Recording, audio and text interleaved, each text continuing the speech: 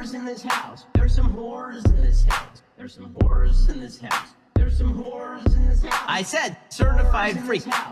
7 days a week. Wet ass P word. Make that pull-out game weak. Yeah, you effin' with some wet ass P word. Bring a bucket and a mop for this wet ass P word. Give me everything you've got for this wet ass P word.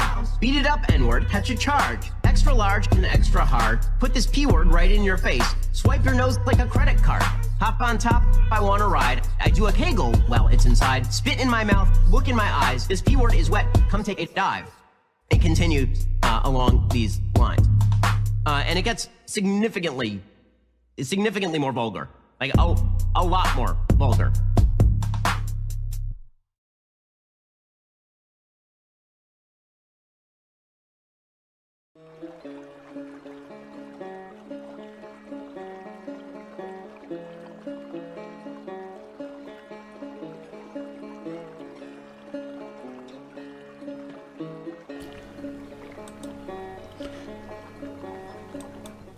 And it gets significantly more graphic from there.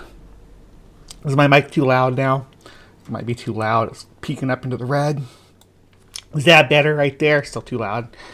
All right. Good morning, my beauties and bees. Welcome back to that. Oh my gosh, I'm not even lit. I was like, better light up because, come on. There we go. All pretty now. We're pretty now. That's better.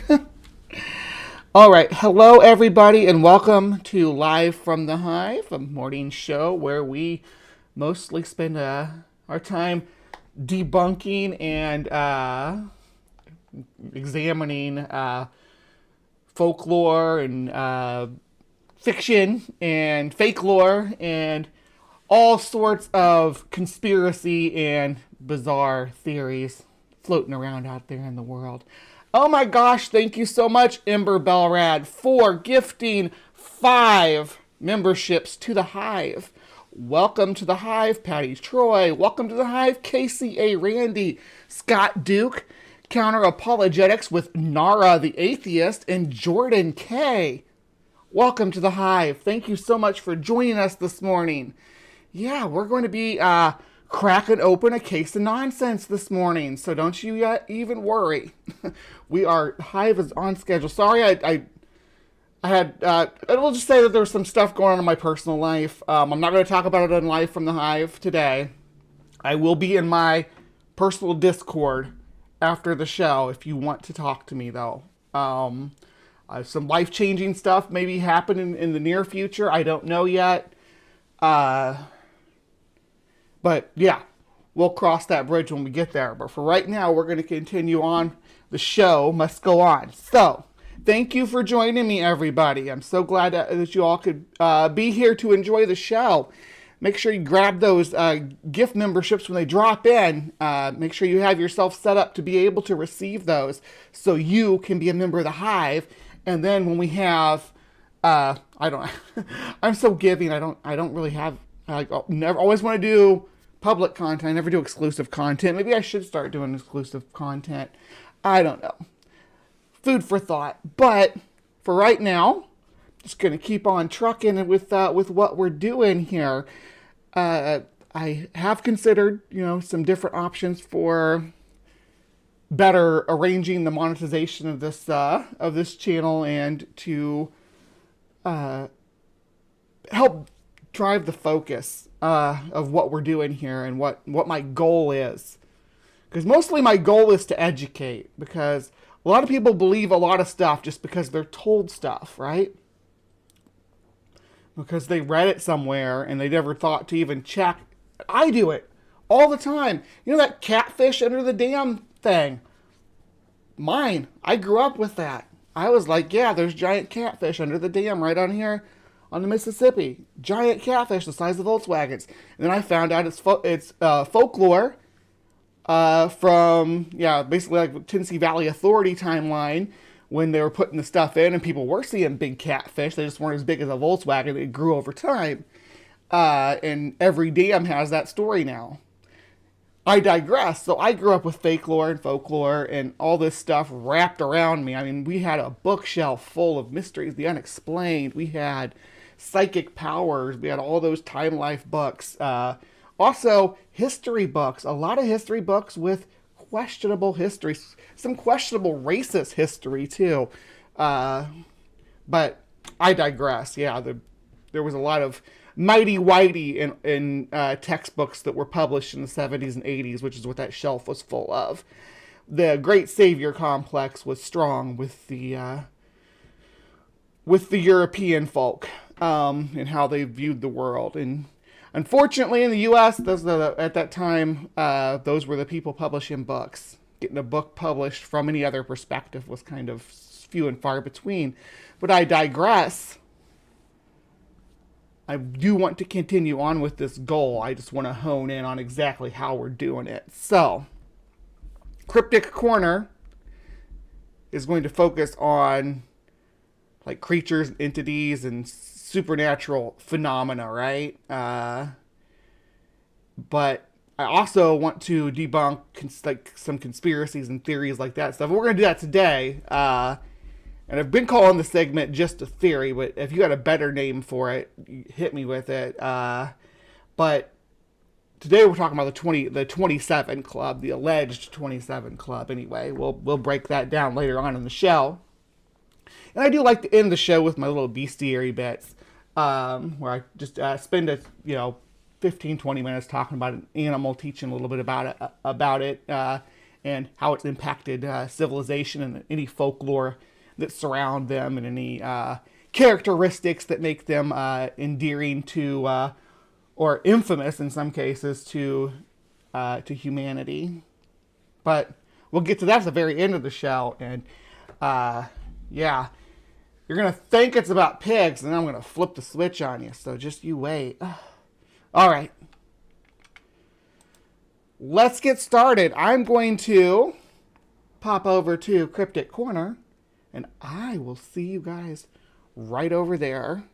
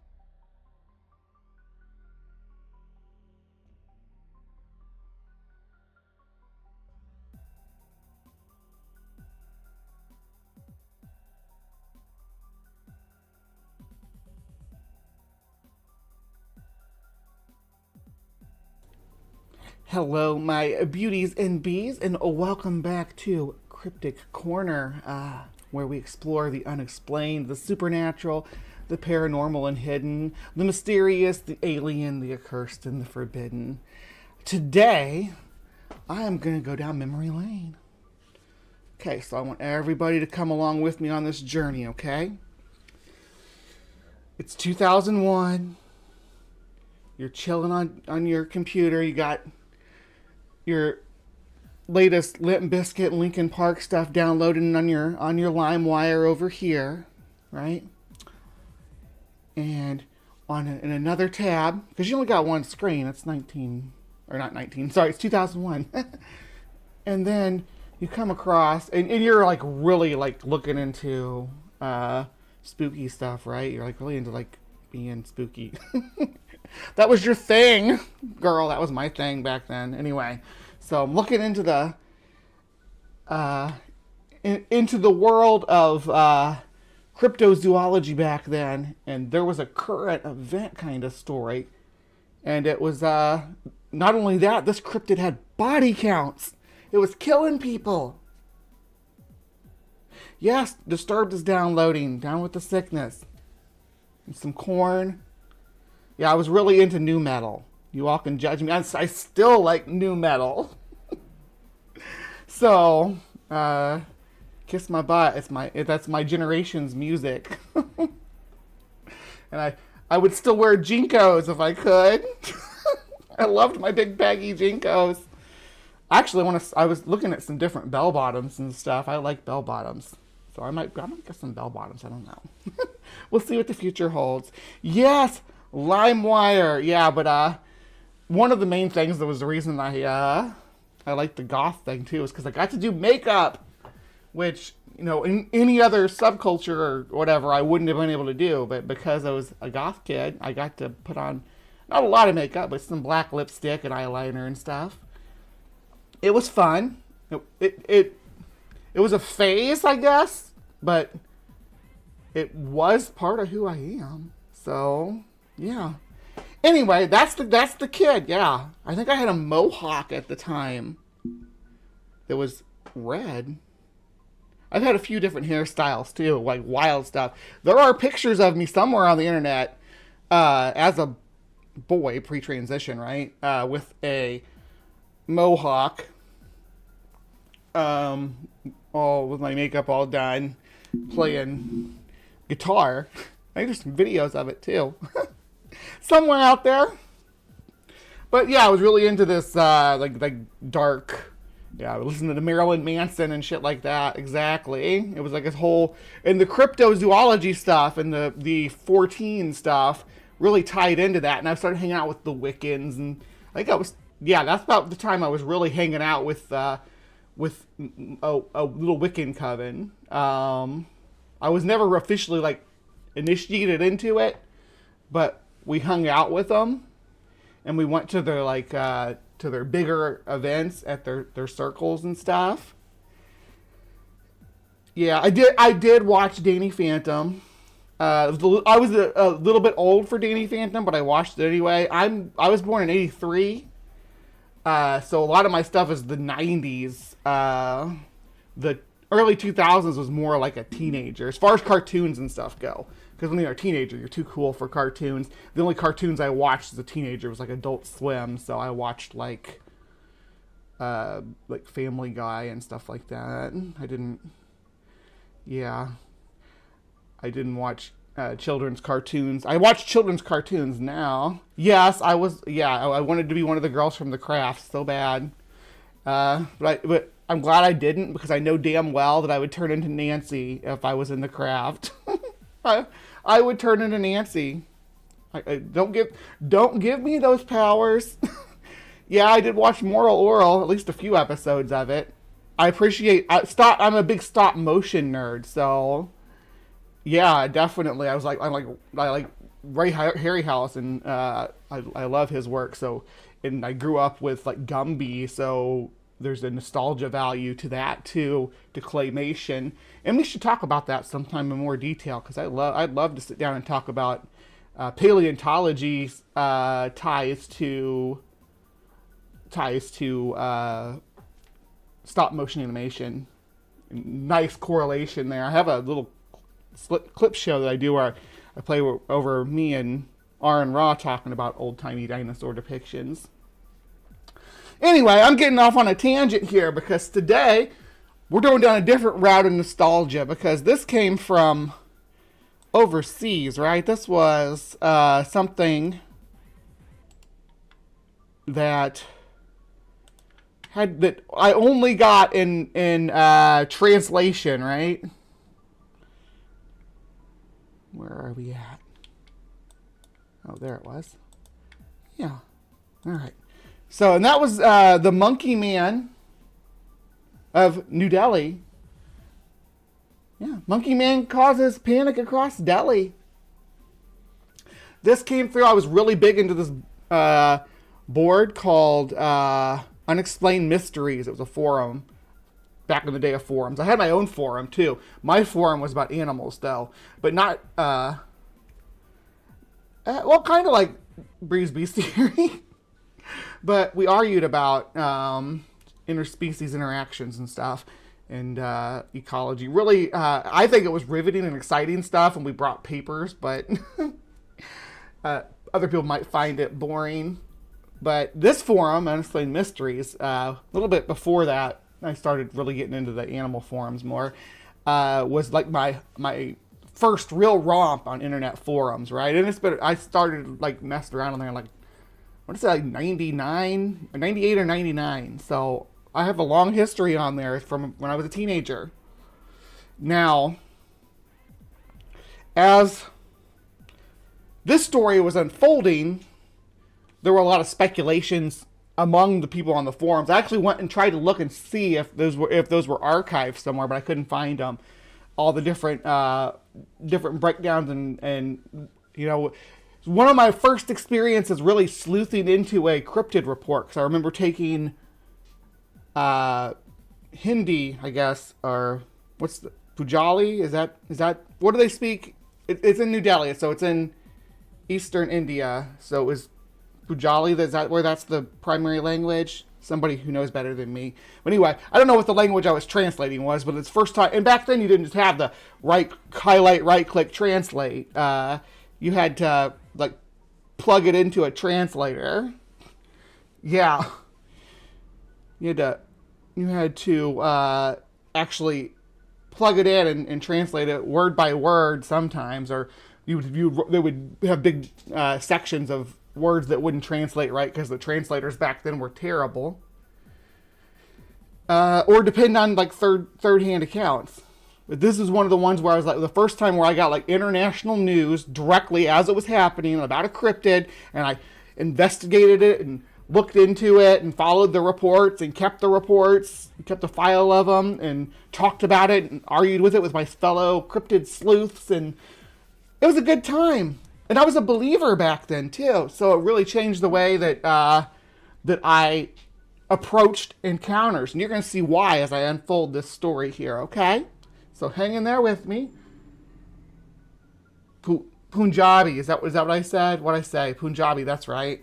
I'm really bad at sometimes. Well, I try though. You'll always see me try to say things right, even if I fail.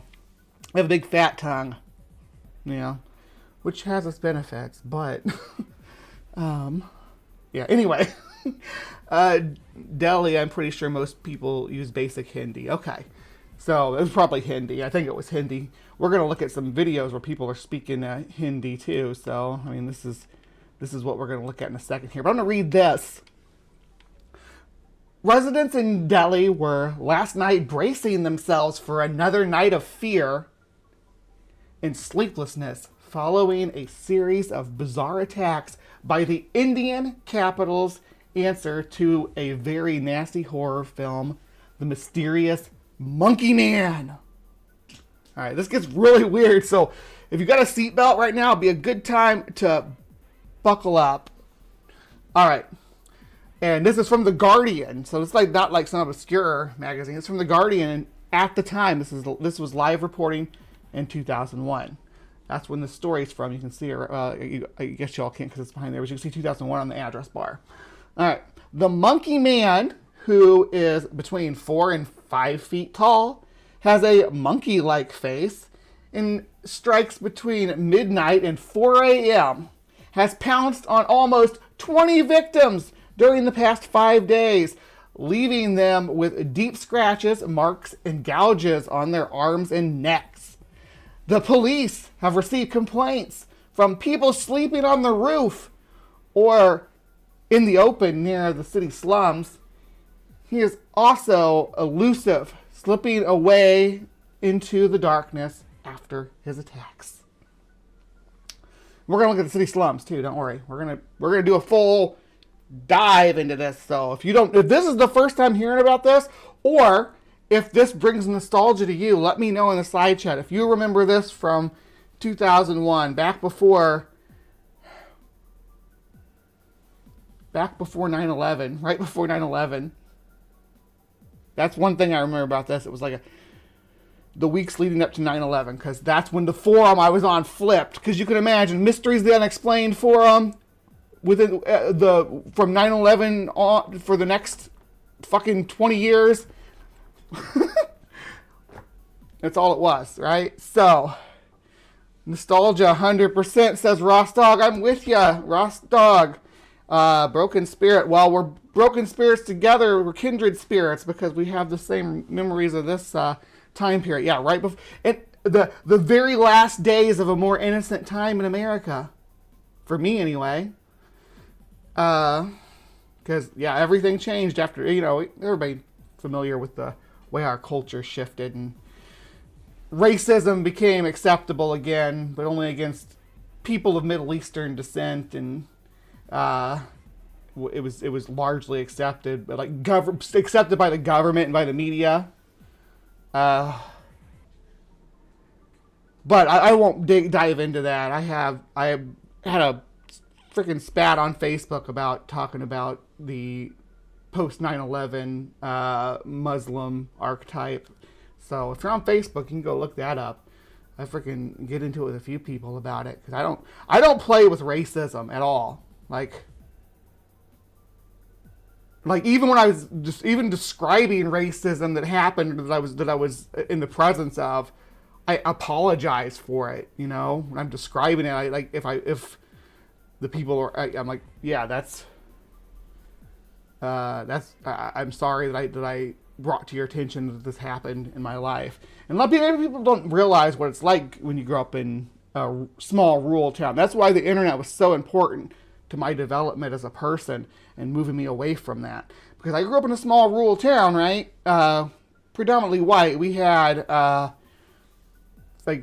small town, 3,000 some people, and there were a couple of black families, maybe. Not many. I didn't have any in my grade. Of the 78 kids, none of them were a person of color. Not a single one. Just to give a kind of perspective. It was a small class. But yeah, there were within the school, but just not in the grade that I was in. But we were a really small class too. Anyway, so I grew up in that culture, right? So getting stuff like this was the first time I was able to interact with a bigger world. Being on the internet in 2000, from 1996 to 2000, let's say to 2001 was a different time, and a great time to be a teenager because all the porn. But I digress. Yes, when you're a teenager with libido, it was a great time to be alive. Anyway, let's move on with this story. Where was I? All right.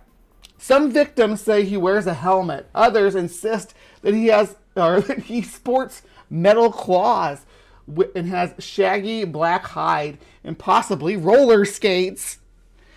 At least one man has died after tumbling off a building in panic when his neighbor cried, "The monkey man is here."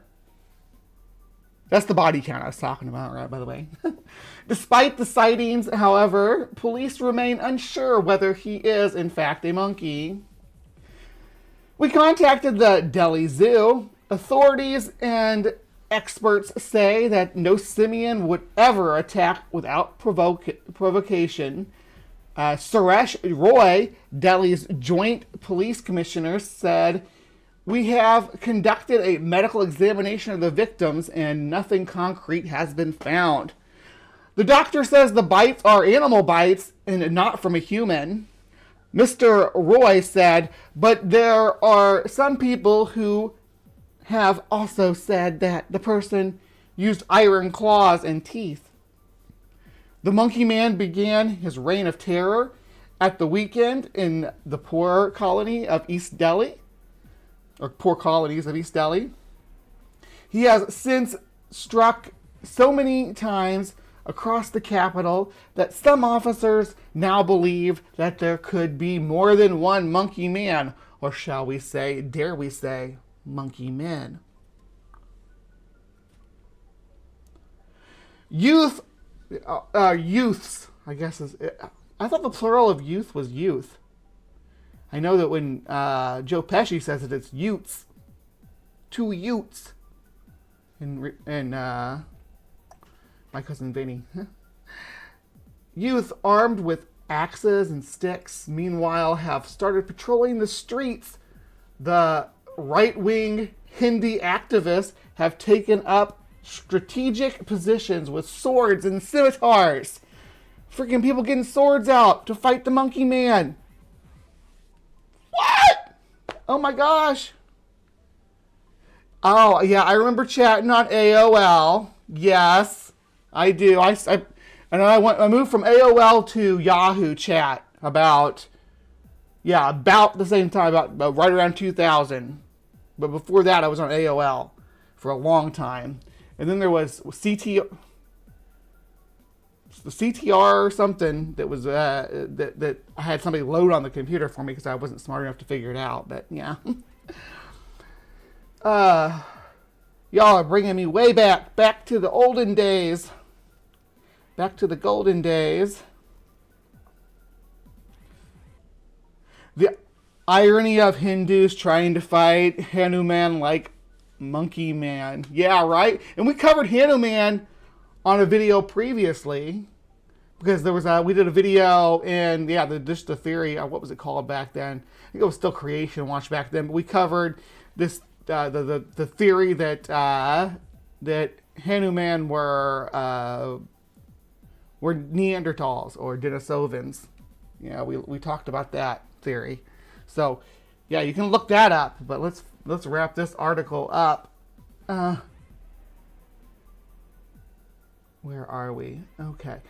The creature had its hands on my thigh when I woke up. It looked like a langur, a type of monkey.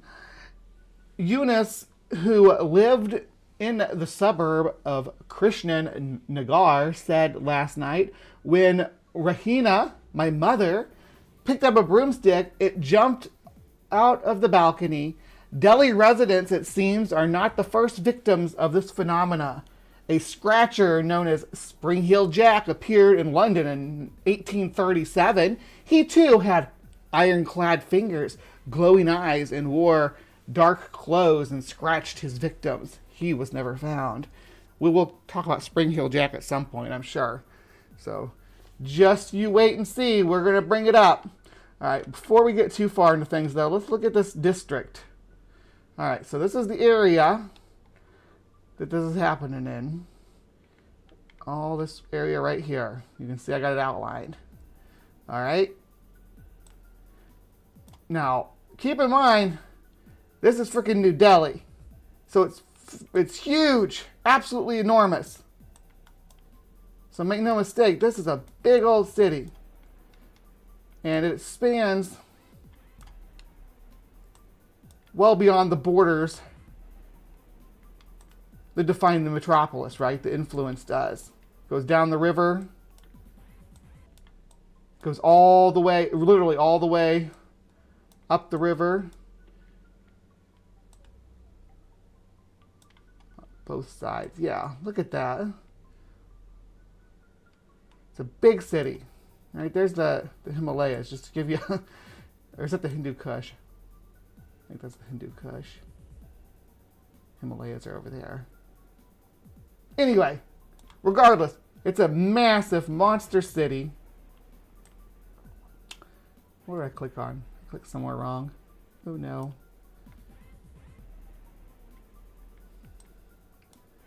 Yeah, here we go. All right, so, but this is the district where our monkey guy was attacking. Now we're looking at it in modern times, so grain of salt, but let's find a good area to drop down in. I'm trying to find where I was because there's a lot to see. Mostly I want to take note of how much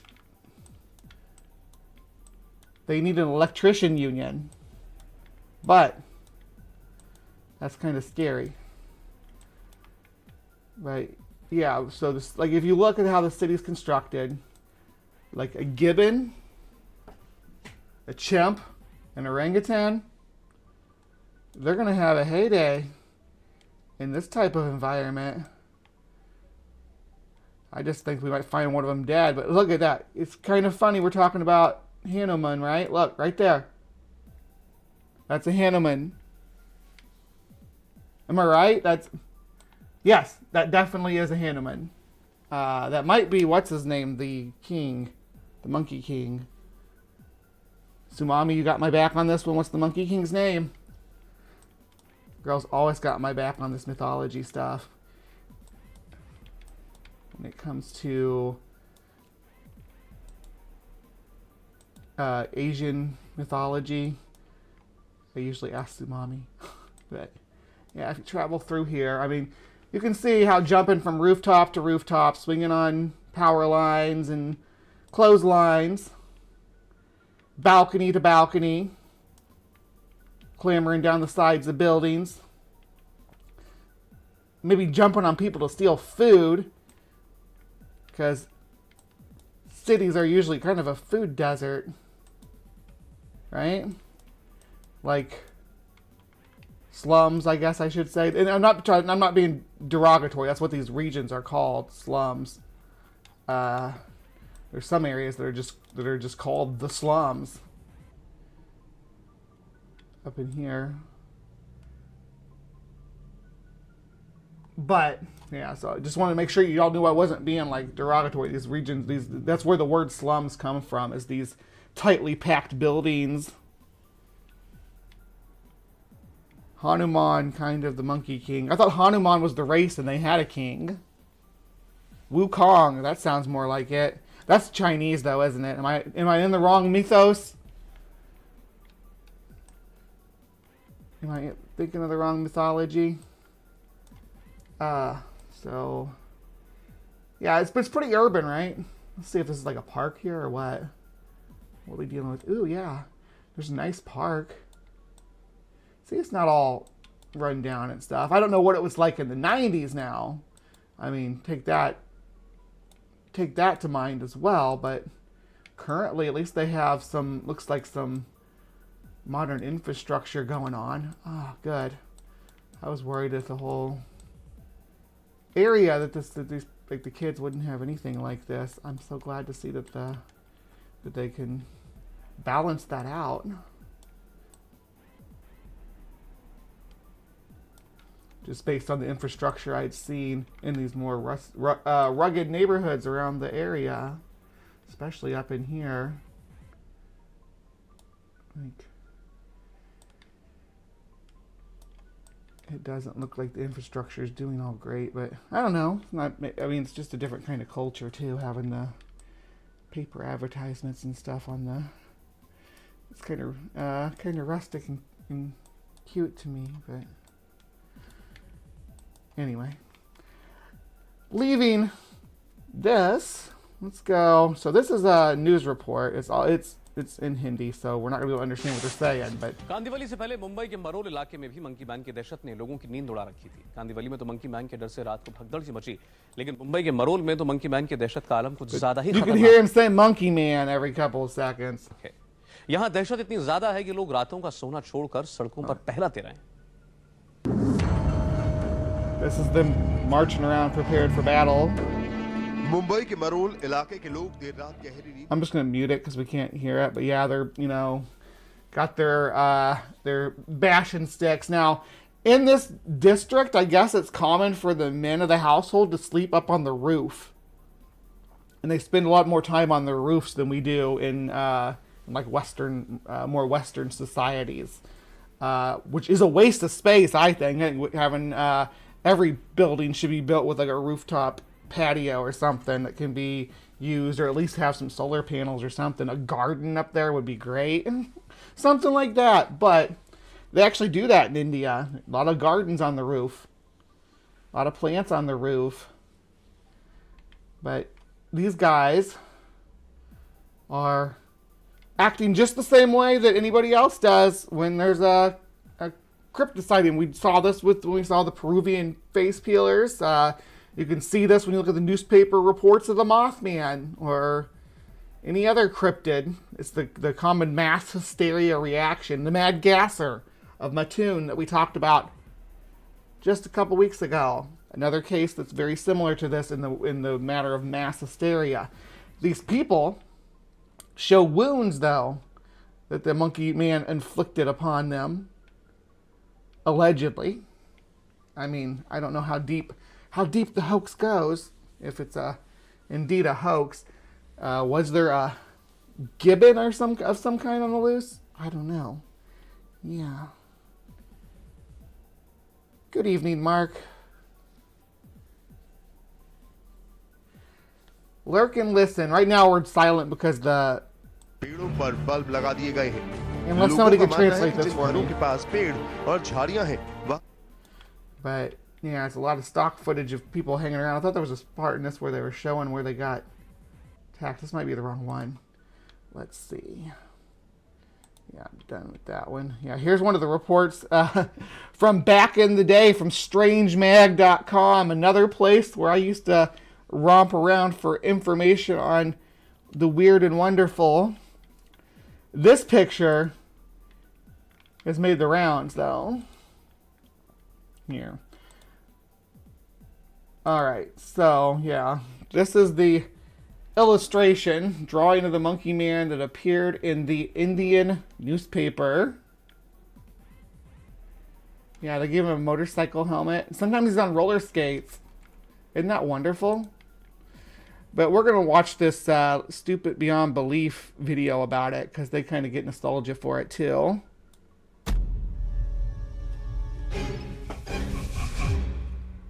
beyond belief.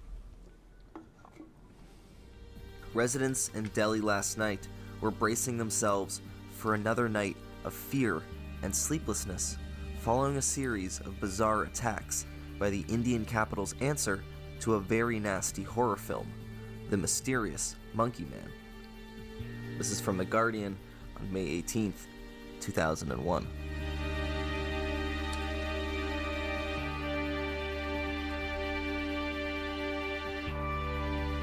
During the early summer of 2001, the residents of New Delhi, India, were thrown into an uproar over reports of a mysterious 4-foot-tall figure with thick hair and sharp metal claws. They put like 4 scratches there so you know it's like Freddy Krueger claws and not Wolverine claws. So this was not an attack by Wolverine, in case anybody was wondering. A 2003 issue of the Indian Journal of Medical Sciences looked into the strange phenomenon. I actually wrote a horrible song about this when I was in my rock star days. You forgot to feed your space monkey. Broke his chain and then you set him free. Known as the alleged Monkey Man, attributing it to an instance of mass hysteria.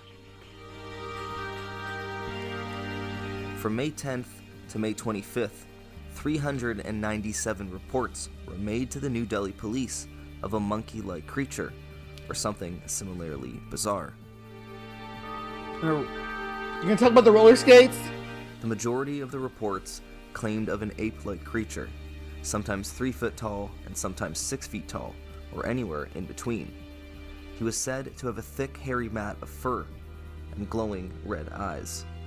He was reported to have Freddy Krueger-esque claws, and at times was thought to be Freddy Krueger-esque claws, see? Told ya. They think the monkey man was Freddy Krueger. wearing a leather jacket, donning a motorbike helmet, or even wearing rollerblades. Wait, I'm hearing some conflicting stories. Was it roller skates or roller blades? Who reported the roller skates or roller blades? They're mostly these attacks happened on the rooftop to people sleeping. So I don't know if having rollerblades would be efficient on a rooftop. Can you do rooftop parkour with rollerblades in a monkey suit? If you can, like, hell yeah, dude. Why you doing that instead of making money doing rooftop parkour in a monkey suit? At night. No. I have thoughts. These reports were made seriously and in complete earnest, and a near 95% of them were made from the impoverished neighborhood of East New Delhi.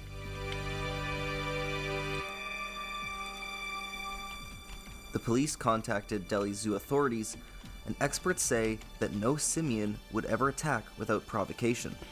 They conducted medical examinations on a portion of the victims, but claimed that nothing concrete had been found. who'd you say, Mr. Ross? Does he know that chimpanzees exist? And they will freaking kill you and eat you? Without provocation? When you're walking through their territory?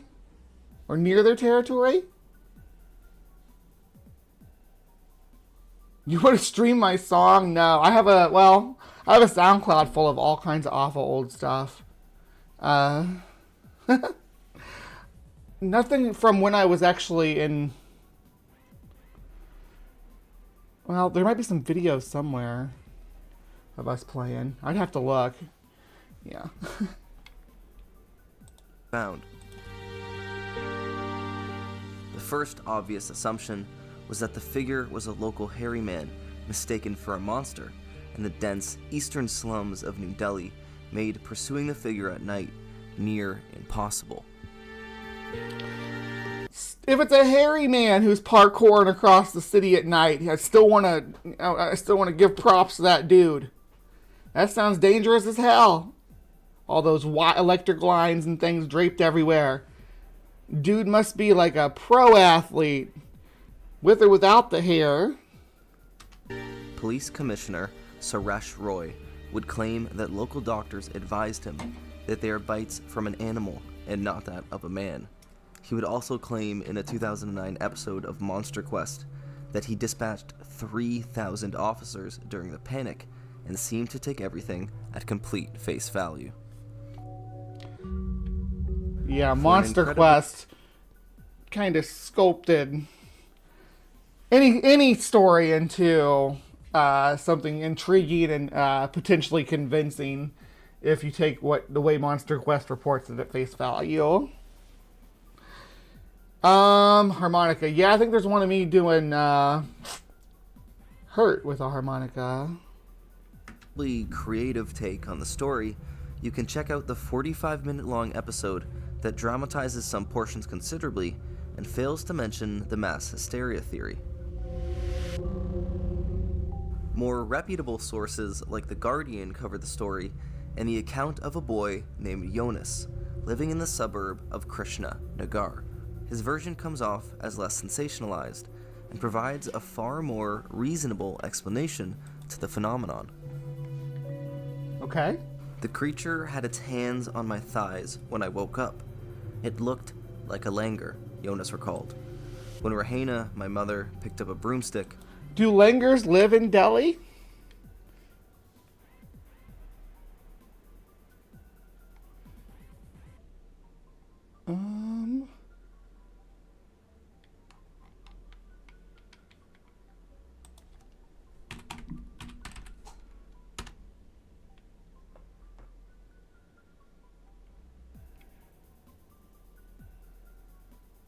Tame langur keeps monkeys away at Delhi Zoo.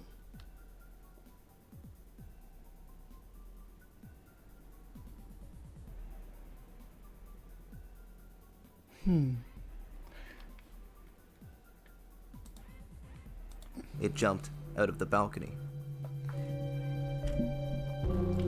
A langur is an old world primate native to the Indian continent, but only maxes out around 31 inches, or about 2.5 feet, not fitting any of the police descriptions that were between 3 and 6 feet. Another long-shot explanation would be an extremely displaced western Hulak gibbon, the only ape native to India, although it typically only maxes out around 35 inches. And now, a clip from Monster Quest depicting the same monkey man. Yeah, they make it look like it's a big hulking thing. As absurd as this all seemed, the city was truly gripped with fear. The injuries shown on clips from Monster Quest are admittedly not just a light scratch. They appear pretty vicious. Yeah. Otherworldly, however, not likely. Alright. So, I do like the gibbon theory and think that makes a lot of sense for how this thing was moving across rooftops at night. Now, wearing a leather jacket and a motorcycle helmet? Wearing roller skates? No. Oh, wow. Just the thought of it. A gibbon With a gibbon, it has to be a gibbon-sized motorcycle helmet. They have tiny heads. You'd have to get like an infant-sized motorcycle helmet for it. And then a jacket. Have you seen the proportions of a gibbon's arms into its body, right? So you're making it into some motorcycle jacket that actually the sleeves are long enough and everything on it that actually fit it right and it can move. It's going to be disproportionate to anything you make for a human. Now, langurs have much shorter arms in proportion to their body. And this definitely could have been a langur. A big langur bounding around on the rooftops sounds about right. And I'm reading here that yeah, people do use langurs actually as pest deterrents for macaques.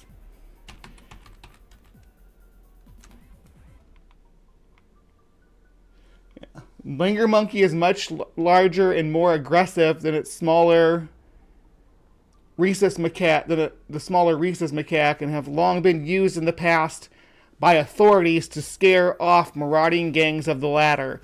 Live langurs were rented and put on duty in the Commonwealth Games and were held in New Delhi in 2010. Yeah, so I mean, they're like police monkeys that they use these days. Let me show you. I keep going to the Guardian. Is that weird? It's just what coming up. Stop. Yeah. Delhi uses cutouts of menacing langurs to deter rhesus monkeys ahead of the games. Yeah. And this is like a historical practice in the region to use langurs to stop monkeys, but or to stop rhesus monkeys, which are macaques. So, keeping that in mind, right? Let's continue on. Out of the total reported cases, 60 of them claimed serious injuries. 2 individuals had even died in the panic, with a suspected third. The important distinction is that both confirmed deaths came from residents suspecting they saw something and falling off rooftops and down staircases while attempting to flee. Yeah, that does happen when there's mass hysteria. The academic journal, published in 2003, seems to debunk the major points of the tale at every step of the way. One of the journal's conclusions was that among the injuries observed, they were only possible with a blunt or pointed object, seemingly excluding any possibility of a rollerblading monkey man. Every time they say rollerblading monkey man, I remember the story being roller skates. I don't remember it being rollerblades. Because at the time, rollerblades were popular. I was like, bringing the roller skates back. Because I still used roller skates because I was old-fashioned like that. And we had a little skating rink built in our basement. It was kind of cool. I was a really good skater when I was a kid. Roller skater. Because we turned our basement into a little skating rink. It's pretty awesome. Nostalgia. This is the morning of Nostalgia Road for Bree. 89% of the cases were from individuals of a low socioeconomic status and low education, with a near majority of them being adult males. New Delhi was also in the midst of a brutal heat wave, and it was common cultural practice for the men in the house to sleep outside on their rooftops. The journal also illuminated the... But I don't think this is the type of neighborhood that it was happening in. I think this was the type of neighborhood we were looking at before. Interesting coincidence that 67% of the cases reported were during a citywide rolling blackout, implemented to save power in the poor eastern part of the city. So that's messed up, right? They turned, when the heat wave gets too bad, they turn the power grid off in the poor district to make sure that the other districts can, or at least they did in 2001, could keep their air on.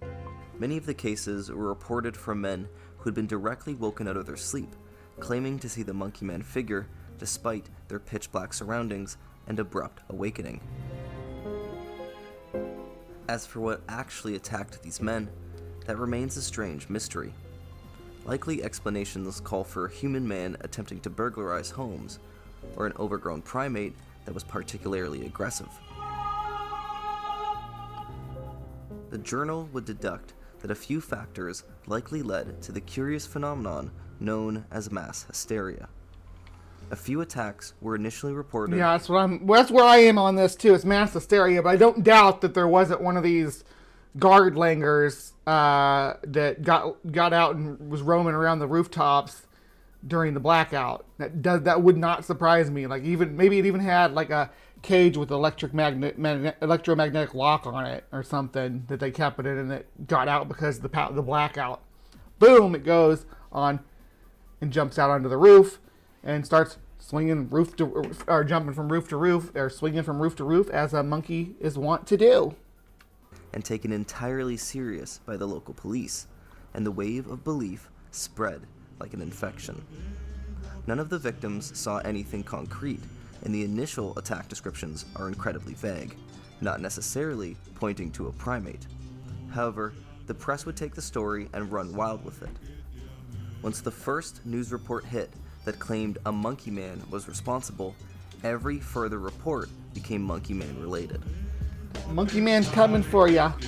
Even within the framework of a monkey man, the description among reports beware the monkey man. This is when it hit me because of this. Because of the way it was reported like this. Bam!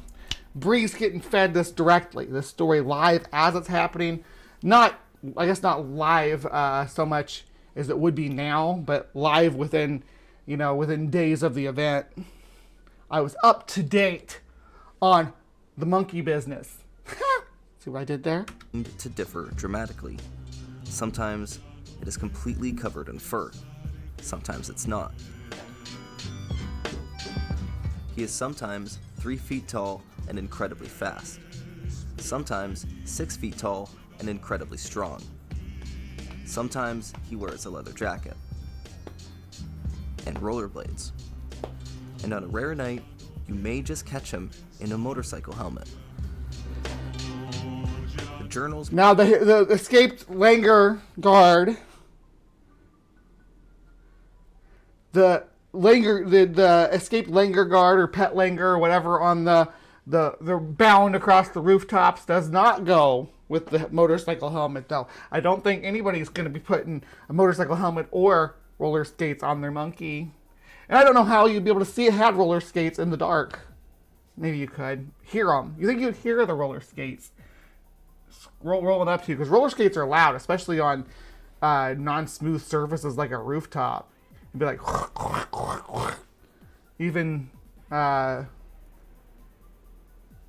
even for a monkey with little tiny feet. Were they monkey-sized roller skates? Most damning point was that once the press began floating the idea it was a hoax, all reports of monkey man attacks halted immediately. One of the defining aspects of mass hysteria is the sudden acquiring and dropping of symptoms, seemingly on a dime. It was almost as if the press had created the monkey man overnight and took him out to pasture a few months later when the story went stale. The myth bears some similarities to a few popular pieces of folklore, namely Spring Heel Jack from Victorian England. All right. A story deserving... We're not going to talk about Spring Heel Jack, though, because Spring Heel Jack is for another day. I guess I'll let you touch on it. Own focus. He was a is dark that figure Germania? draped in a leather jacket, donning sharp, pointed claws and glowing red eyes, and occasionally... Germania is like the monkey man of my chat, so it's kind of peculiar that they showed up now, isn't it? They're leaping around the chat, scratching people. Yeah? Do you own a pair of roller skates, Germania? That's what I want to know. Wearing a helmet. Spring Heel Jack was believed to be able to leap I already know you have a helmet. incredible distances, rooftop to rooftop. And you definitely have a leather jacket. You're way too cool not to have a leather jacket. instilled a fair amount of terror into Victorian England, supposedly scratching his victims along the way. This A music more is really recent getting me story, going. closer to home, was the instance of marble statues of Hindu deities all across India becoming alive in September 1995, developing an unquenchable thirst for milk. It ultimately proved to be a case of porous stone and siphon theory in action, delivering the milk to nearby gutters. That's what a lot of statue stuff is. It's clear to reason that these stories are the result of mass hysteria and a good hoax. But just in case they're not, maybe don't sleep on the roof anytime soon. I bet there's people sleeping on the roof right now because it's way hotter now than it was in 2001. Way hotter now. Yeah. So that was our Monkey Man. Did you know the Monkey Man?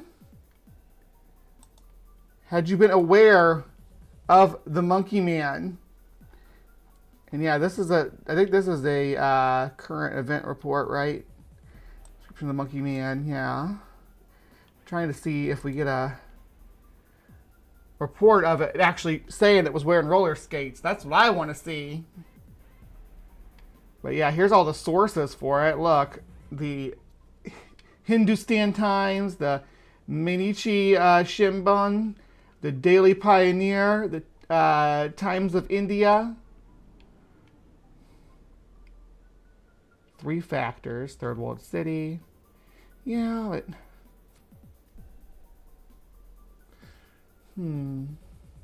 One doctor was arrested on May 19th after having scared a neighbor by throwing down an inflated surgical glove which had been smeared with brown hair dye. What the hell? How is that related to the Monkey Man at all? How is that? And you get arrested for that? For painting this? Well, I guess it's littering. I can imagine it being littering, but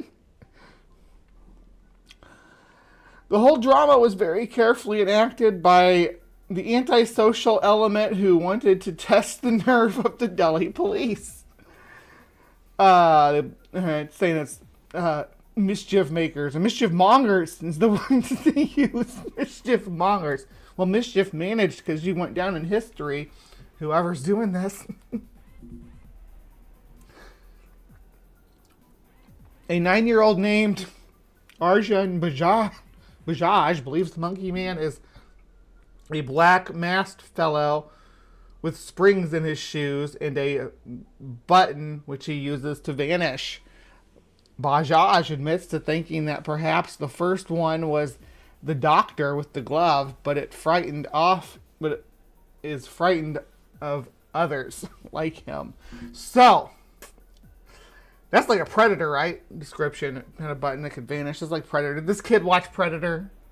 What was it? 2001. So there's Predator and Predator 2 out at this time.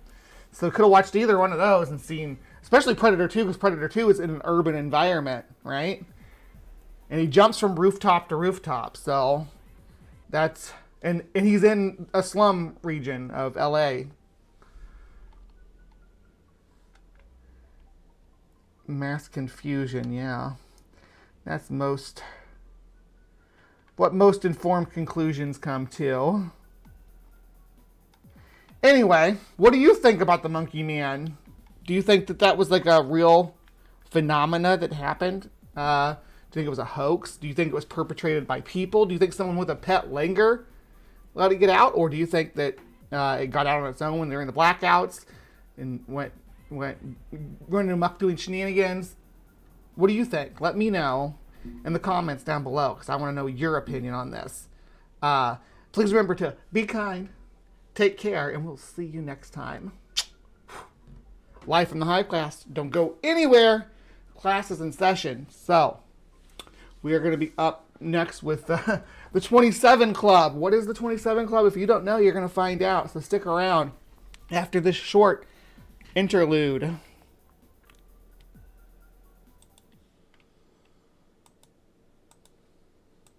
The Kool-Aid of saying that there is no God. Don't drink the Kool-Aid of religion.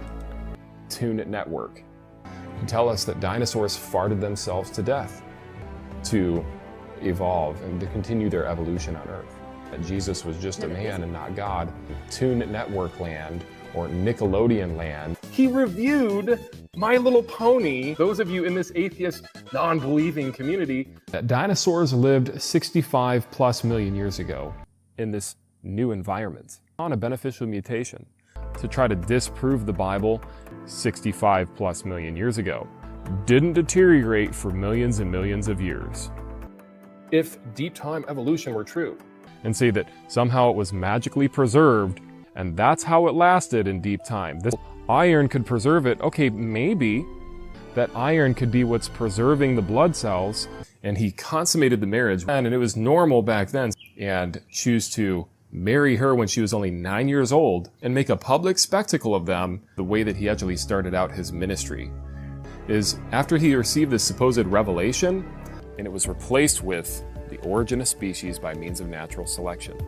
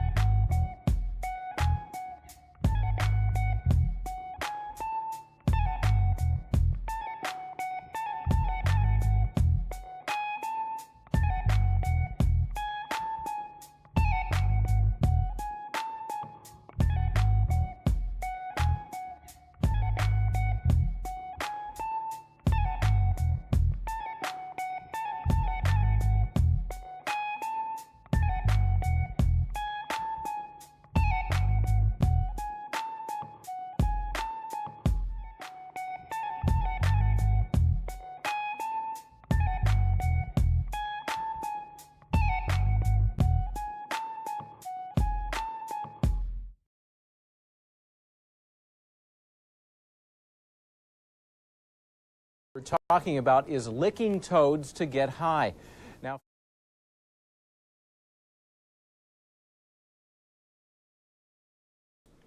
Hello, my beauties and bees. Have myself muted there for a second. Isn't that out of character for me? Anyway, welcome. We got a new theory in today that we're going to look at. So, I'm glad you're here, because this one's going to be a fun ride, and hopefully you enjoy this type of content. If you do, let me know in the comments down below, because this is, I'm really trying to hone in on what I'm doing on this segment of the show, and I think I got a pretty good idea of how I want to approach things. So, you let me know if you enjoy this or not. Yeah, the black screen scared you? Yeah, there wasn't, I mean, at least there could have, I should have put a background behind that or something. I thought it was longer. Most of my Matt Powell quote videos are about 2.5 minutes long. So you have me time to run to the bathroom and then go grab something to drink. But that didn't happen today. Anyhow, today we are talking about something called the 27 Club. Are you familiar with the 27 Club? If not, it's okay. But what's what we're gonna look at today. So this, here, let me switch over. There you go. This is the 27 Club, or a list of people included in this 27 Club, right? Some big names in here. Yeah, Robert Johnson's kind of considered the start of it all, born May 8th, 1911. He was a blues singer. Then you get characters like Brian Jones from the Rolling Stones, Jimi Hendrix, Janis Joplin, Jim Morrison. Some of these people, though, they have listed here as part of the 27 Club. I don't know if they count if they're not in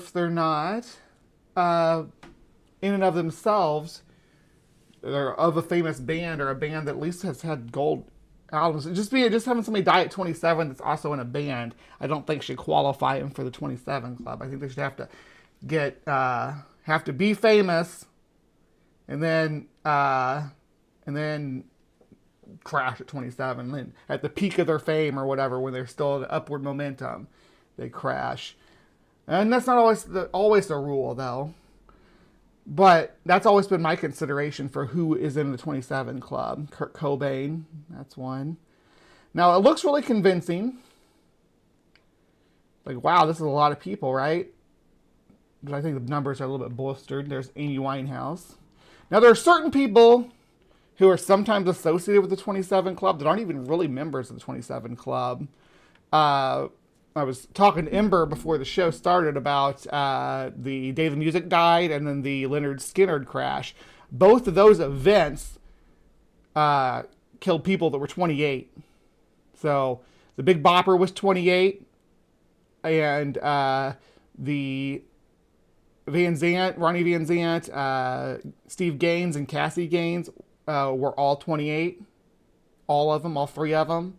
So that blows that number up. But then when you use lower end numbers like 17 for Richie Valens, when you're looking at this dead performing star ratio, right, it gets a little, it skews it a bit.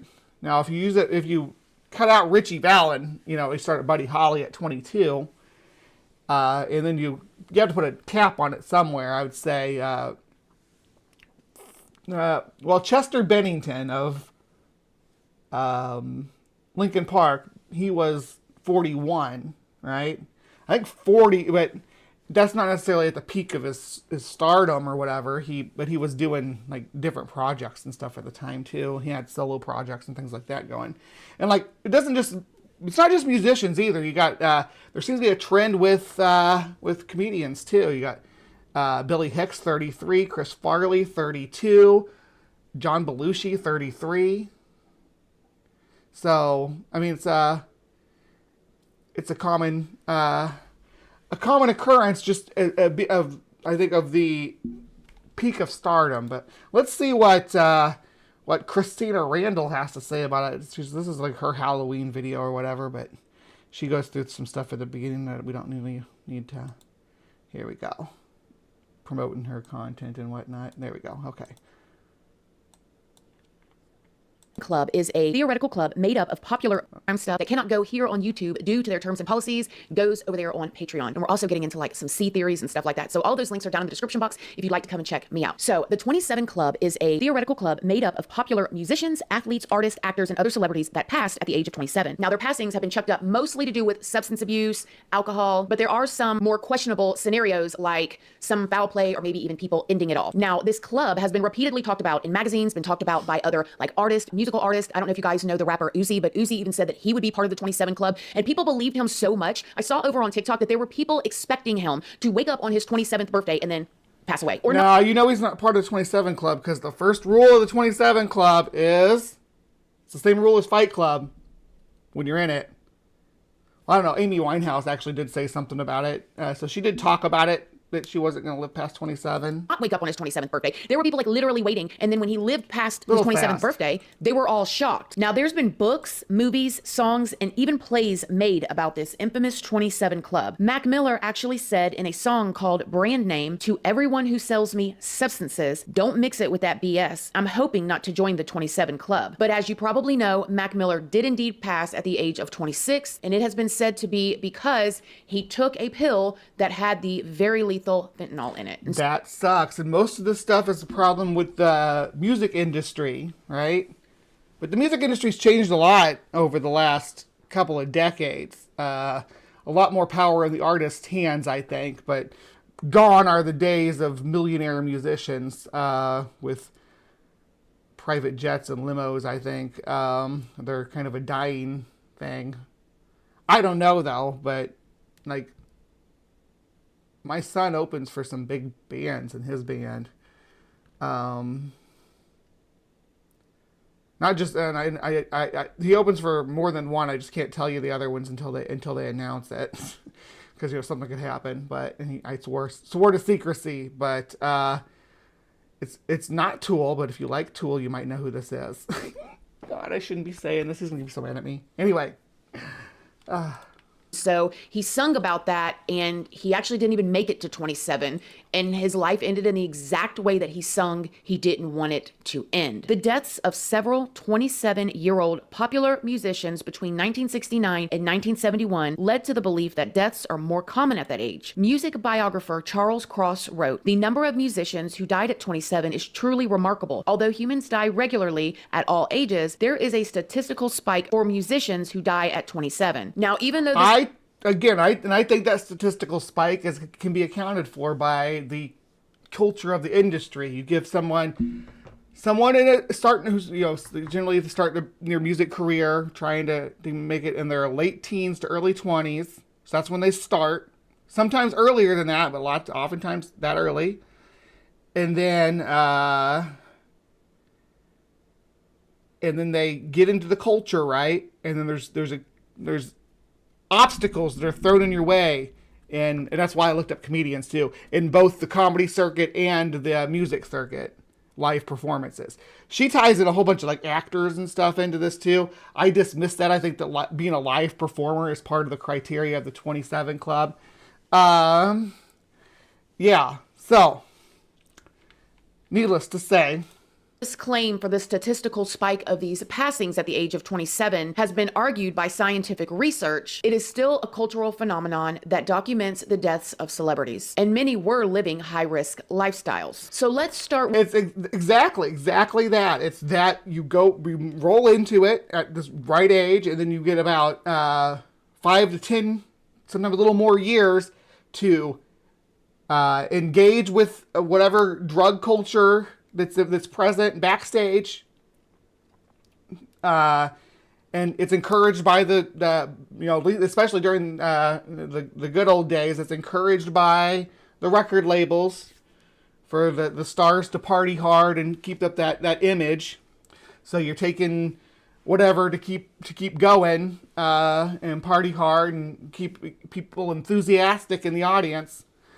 So you become chemical dependent, carrying around a heavy guitar too. And I did it for, I never made it big or anything, but I was a working musician for about a decade, maybe a little shorter than a decade. But carrying around a guitar takes its toll on your body. Carrying around a bass takes its toll on your body. I don't know. I still can't play for longer than half an hour or so without having an aching hand for days. Anyway, so there's a lot of factors coming into play after maybe 7 to 10 years on the scene that people do seem to succumb to the party life and overdose often. With the one that really got this going, Robert Johnson. Now, Robert Johnson was a blues musician who passed in 1938. He is one of the earliest popular musicians to be included in the 27 Club. In August of 1938, just a few months after his 27th birthday, Robert Johnson tried to make a move on the wife of an owner of a roadhouse where he was playing. Then he drank from an open bottle of whiskey he was offered, and he died 3 days later of poisoning and pneumonia. But the thing that makes Robert's passing... Jealousy. Jealousy is ugly. You ask the barkeeper if he's into that first, and then you can make the pass at his wife. If someone's in a relationship, you don't make a pass at their partner without their consent. So, just food for thought, Robert Johnson. Then maybe you won't get poisoned by whiskey. So eerie and creepy is because it was well known where he lived that Robert sold his soul to the devil for fame. Now, I know. Oh, satanic panic, Christina, satanic panic. Hey, this ain't my story. This is theirs. It is said it is satanic panic, though. So, the reason Robert Johnson, because he had a couple of songs. Let's see.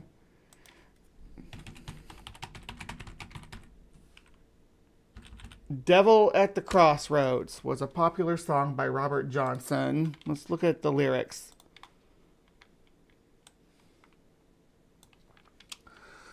Went down to the crossroad, fell down on, and this was there's a covered version of this by Eric Clapton.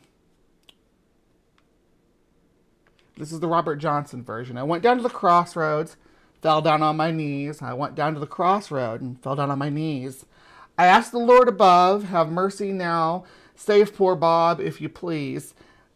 Yeah, standing at the crossroads, tried to flag a ride. I tried to flag a ride. Didn't nobody seem to know me, babe. Even everybody passed me by.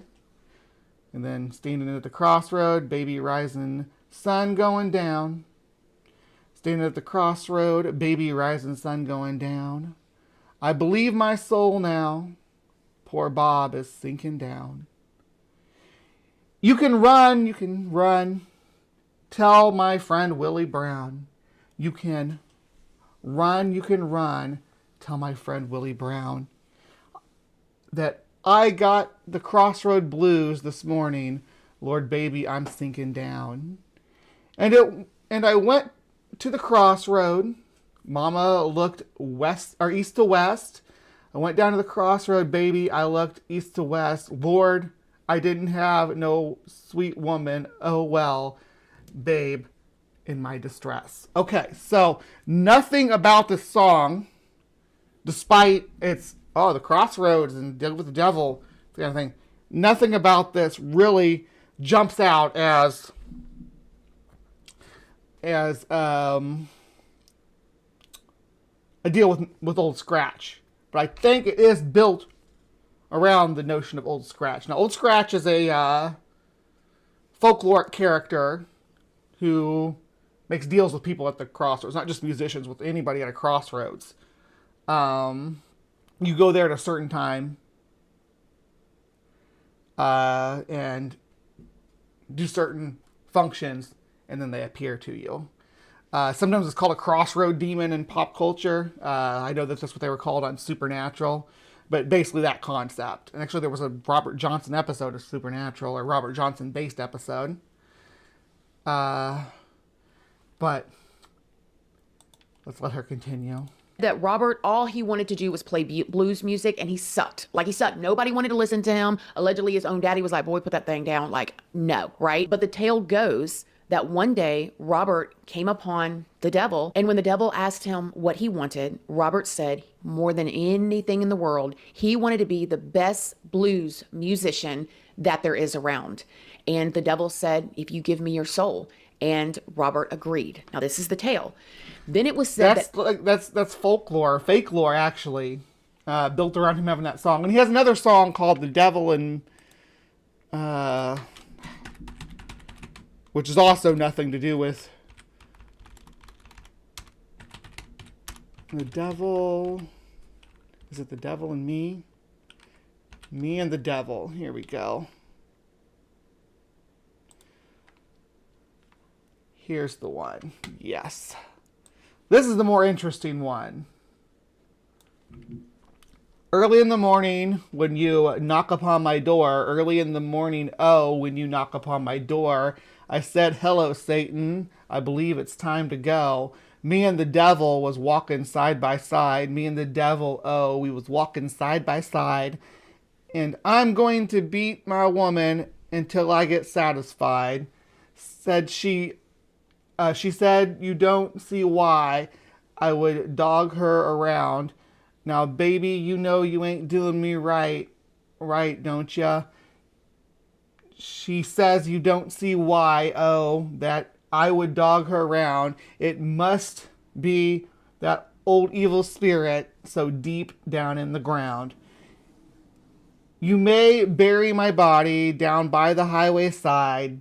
Baby, I don't care where you bury me. My body, when I die, or when I'm dead and gone, you may bury my body, oh, down by the highway side, so my old evil spirit can get a Greyhound bus and ride.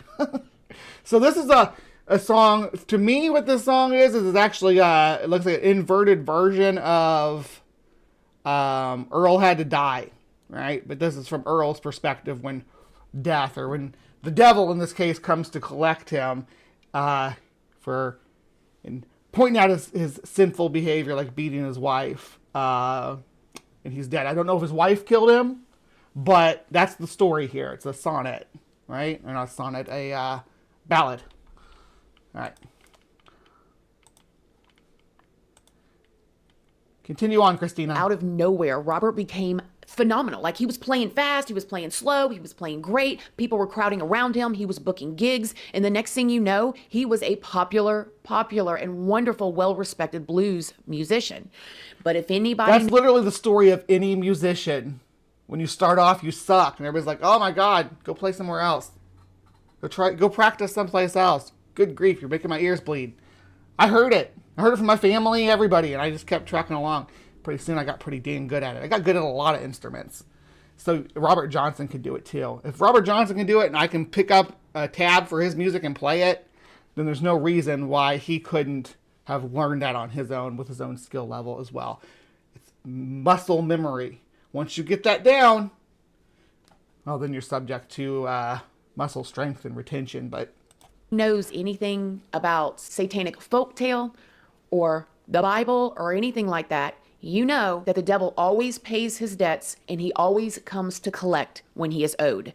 And that is why people believe, still to this day, getting closer to 100 years later, that the reason why Robert died at 27 was because the devil came to collect the debt. It may not mean anything if that was the only story like that, but there are other stories where people have said and admitted that they have done rituals and things in order to trade their soul for fame and fortune on this earth. You know that scripture that says, what good is it for a man? Okay, so I'm just speculating that we're not going to hear about any rituals or anything on this video.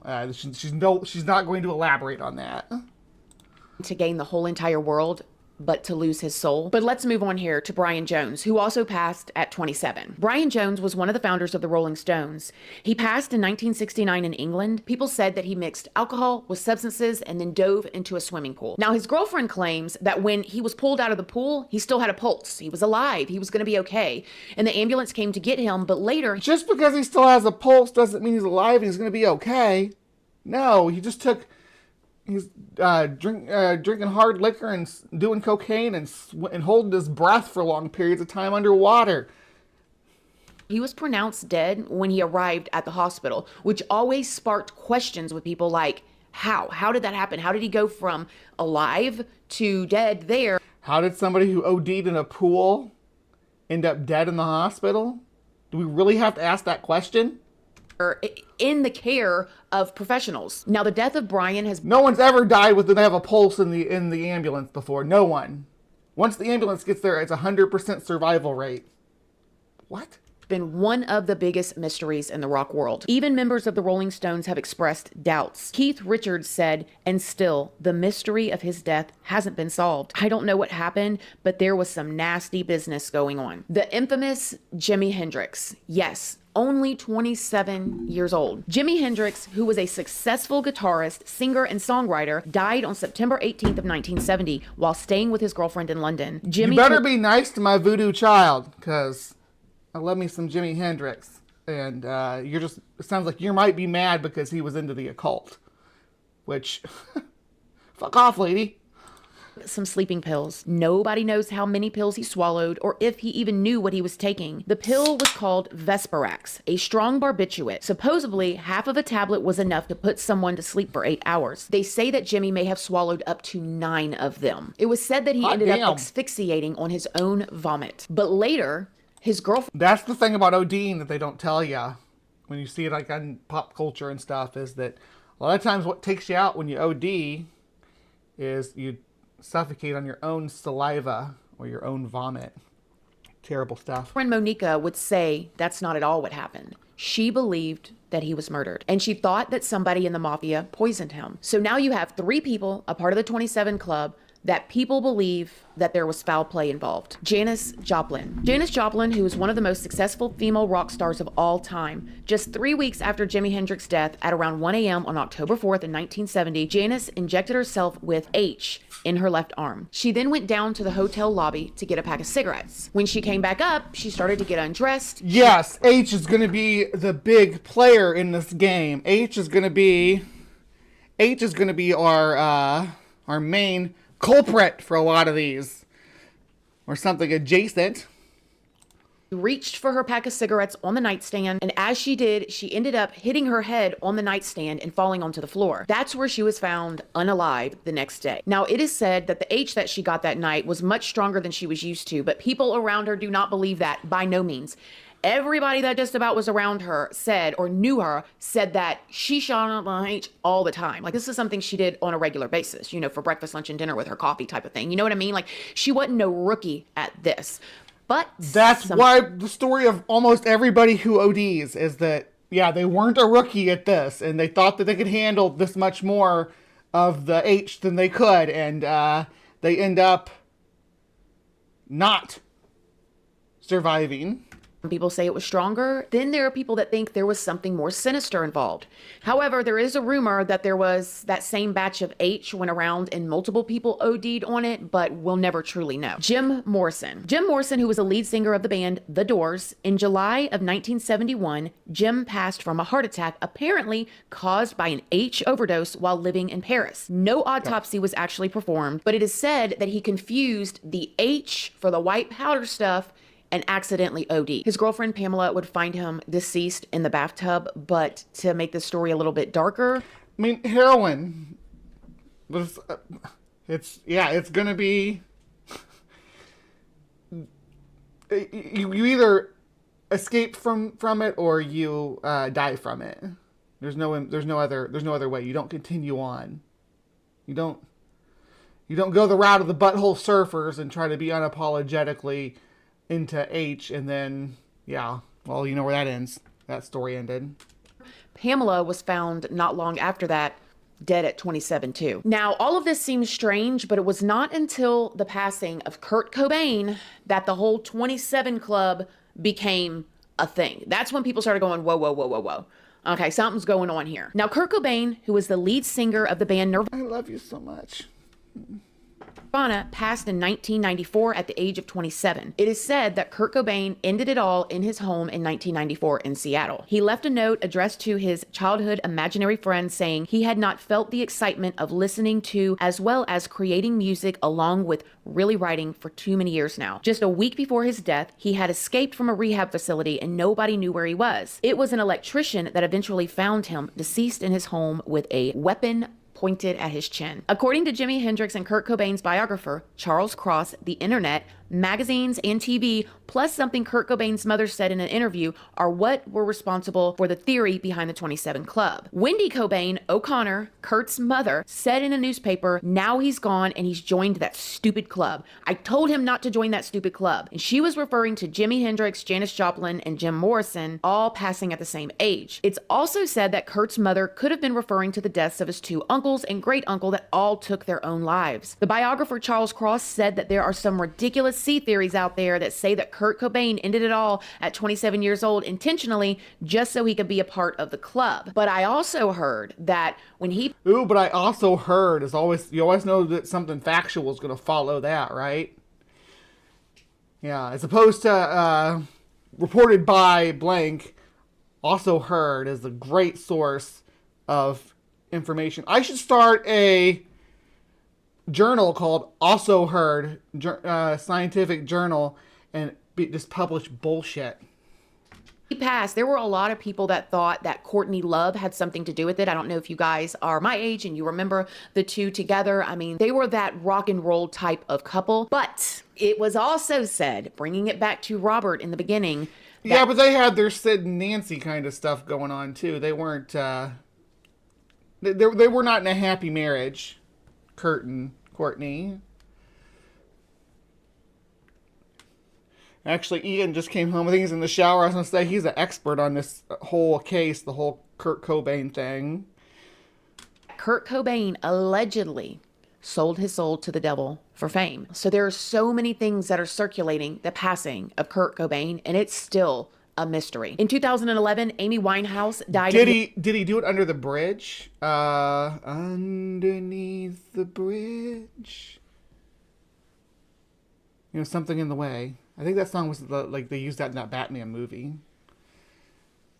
It's okay to eat fish because they don't have any feelings. the age of 27 as well. And this brought more attention to the idea of this 27 club, especially because Amy herself had said 3 years earlier that she was afraid of passing at that age. Her cause of death was ruled alcohol poisoning. Now, this is a little funky because Amy was, doing her shows and she ended up having to cancel shows so she could go and get some rest. She was really struggling. And at one point they thought she had gotten sober, but she evidently didn't. Now, when she passed, I read that one of her security guards was there with her. He said that he remembered seeing her. She was sitting on the couch, eating snacks, watching this television program, laughing, and then when he came in to check on her the next day, she was gone. She had passed in her sleep, which to me is a little spooky, okay? Because you just never know. You could just go to sleep one night, love you, talk to you tomorrow, and then you don't wake up, right? But that's what they say happened to her. Now, Amy Winehouse's brother would come out at some point and say that her eating disorder had a big effect on the way that she passed. And he said that because of her ED that she had had for many years, her body was weak and it just could not fight off all the other things she was putting into her body, as well as overworking and substances and all of that stuff. And it just broke her down. But it is so strange that Amy said, I'm afraid in 3 years I'm going to be 27. I don't want to be a part of it. And she was. Now, Jonathan Brandis, who was an and then you get Jonathan Brandis. I don't know how Jonathan Brandis belongs in the 27 club. He's not a live performer that I'm aware of. Ended it all in 2003 when he was just 27 years old. He had started acting when he was only 6, and he had his big break in 1993. However, by 1996, the show he was on, Sequest DSV, was canceled, and by 2002, he was hoping for an opportunity to have a comeback into fame. He was going to be in a movie with Bruce Willis and Colin Farrell, but all of his scenes were cut from the movie. But just a year later, he was found hanging in his LA apartment. He would later pass in the hospital. Anton Yelchin, who played in a band but was mostly known as an actor, appearing in 18 films from 2011 to 2015 alone. He died in 2016 in a freak accident where he was pinned against a brick pillar by his own car. I mean, can you see? There's not even any consistency in the way that these people pass. That's sounds like an accident that could happen to anybody at any time. imagine? And then we go on to John Michel. John Michel Basquiat is also included, even though he only had a brief musical career. He was mostly an artist. He had developed a serious substance problem. And in fact, in the months leading up to his passing in 1988, of acute mixed substance intoxication, from opioids to white powder, he claimed to be shooting 100 bags of H per day. But he has since became one of the most celebrated artists in the past 3 decades. He was in a biopic and he was also referenced many times in some of Jay-Z's songs. So again, there's a lot of theories that are going around about the 27 Club. And if I missed anybody that y'all know of, let me know down below in the comments section. However, the things that people really talk about is the substance use in the musical industry was super heavy. And there's quite a few theories. Now, I'm gonna tell you one of my theories. Just not that's not even a theory. That's just the statistic that drug use is rampant in the music industry and people die from overdosing because it's so rampant and accessible in the music industry. You know, I know the whole selling your soul to the devil type of thing, and I definitely believe the whole, what good is it for a man to gain the whole world and to lose his soul? I don't know if the devil comes down and straight up makes a deal with you, but then again... Logan, you nailed it. It is the Texas sharpshooter fallacy mixed with the birthday paradox. Yep, there's Lincoln and Kennedy over again, right? The same types of... I don't know. I don't speak to him. He knows better, okay? But what I do believe is that there is this thing, this rumor, and this is all alleged, that certain producers will feed their artists substances. It keeps them going, like things to keep them up, but also gives some of these producers and these managers a way to control. That is not a rumor. That is just a fact of the industry. It's not a rumor.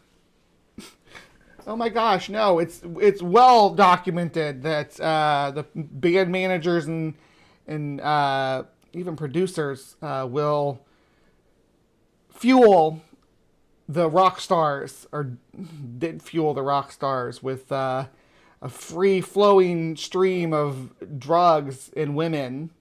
That's not allegedly this happens. That's what happens. Their artist. I mean, I don't know if you guys saw the Elvis movie. That was happening way back then. If you guys haven't seen it, even if you didn't listen to Elvis's music, which I didn't, it's a really good movie. It's a good movie to just kind of see how they say things happen. But I've even seen artists even recently speak out about these types of things. I saw one of them particularly over on Instagram. He was a rapper. He says that he's sober now, but he was saying when he was trying that his manager kept bringing him stuff and he felt like at that point, he was trying to keep him on it. And so it's so weird that it's like this thing in the musical industry that they use so many substances. Now, people would say, why would they do that? Okay. And I never thought of this until I saw that Instagram live with that rapper I was telling you. It's just because to keep them going, keep them pumping out, to keep them playing constantly and pumping out shows and albums. Shows and albums. When you finish your tour, you start on your new album. When you finish your new album, you start on your tour. It's to keep you going. And they don't care if it'll break you eventually, as long as you keep raking in bundles of money. They'll support your addiction. And again, I'm not saying I never got big as a musician, but I've been around the music scene enough to have experienced this firsthand. About. Now, according to this rapper, he said that not only do managers feed these substances to the artist, but they also have begun to take life insurance policies out on them. So if you think about it, a manager has an artist, right? They've got them signed into a contract where they get their royalties from their songs. Now, if they pass, the manager is going to get that money as long as a manager still has them under contract. And then also, it is a well-known fact that after an artist passes away, their music does better. It doesn't matter who you are. You have a bunch of artists that we didn't even really know who they were. Well, and not just musical artists, any kind of artist. Your art sells better after you die. Or they weren't big until they passed. Once they passed, now everybody knows who they are. Well, because of that, people go and stream and listen to their music to find out who they are. So then therefore that manager gets all that money for that, the royalties from it forever. They don't have to share it with the artist anymore. And they took out a life insurance policy on that person. Now, I don't know how true that is, but that makes a lot of sense. And we were actually talking about this on my Patreon just recently, because if you think about... Can you take a life insurance policy out on someone who's under a contract for you? That's grim. How many rappers nowadays are getting shot, okay? I'm not saying people in the industry have anything to do with it. I don't know. That whole story that I just told y'all was something that a rapper said on an Instagram live. But it does make you think about it. What rapper? I mean, when we were growing up, when Biggie and Tupac's lives were gone, it was like, oh my gosh, whoa. But nowadays, it's every other week somebody is losing their life, especially in the music industry. And it just kind of makes you wonder, who has something to gain from their artists passing away? Who has something to gain? Tupac was 25. Selena was 23. I don't know. What do you guys think? Do you think that the 27 Club is just a phenomenon? Do you think it is just a big coinky-dink? Do you think that these... Biggie was 24. Artists sold their souls to the devil? Do you think that they tried to? Do you think that there could be something more sinister going on? That they could be setups? Something more sinister like going on is like Suge Knight when you're talking about Tupac. That's what more sinister is going on there. That dude, he didn't mess around. He's the one who dangled Vanilla Ice by his ankles from a balcony. He don't mess around. He's a straight up, like, he's the gangsta or whatever that all that gangsta rap is based on. I mean, untouchable, you know. They changed it from 27 to you just have to pass before 27. Oh, yeah. There you go. The 27 and under club. What do you think? Let me know in the comment section down below. Other than that, thank you guys so much for watching. I will see y'all again very, very soon with another spooky video. So make sure y'all have your notification bells on. All right. And that was Christina Randall. She's like a Christian channel here. But let's go back to this 27 club list. Now, there are a lot of people that get associated with the 27 Club that weren't 27. Like I said, the day the music died, when Richie Valens, Buddy Holly, and the Big Bopper died, none of them were 27. Bopper was 28. He was the oldest. Holly was super young, 22. Richie Valens was still a kid. He was 17. And you got the Skinner plane crash, which is often cited in these, but again, everybody involved was 28, not 27. Mama Cass was 32 when she died, right? Again, like I said, Selena, Cliff Burton from Metallica's name comes up. He was 24. So, Yeah, and I went over the comedians earlier, but yeah, I do want to just stress again that comedians seem to have the same sort of trend that just is about almost 5 years exactly later. So it makes me think that their upward momentum for success in comedy starts about 5 years later than it does in music. That's a speculation on my part. I don't know for sure. But usually if they can make it past that period, they do all right. There's a couple of exceptions. People like, I guess I mentioned Lane Staley earlier, Chris Cornell of Soundgarden. He was 52. So, I mean, he was well past the age to be even grouped in this stuff. Yeah, Belushi was 33. Farley was 33. Billy Hicks was 32. So, I mean, it's not a spike just on that 27 year. There's a lump from 27 to about 32. That's where the problem is, right? Where that's the age where these musicians are usually had most of them, at least the ones that I'd always considered part of the club, had a good career in the early 20s and was working, and they were all working on, like, I mean, if you want to talk about correlations, they were all working on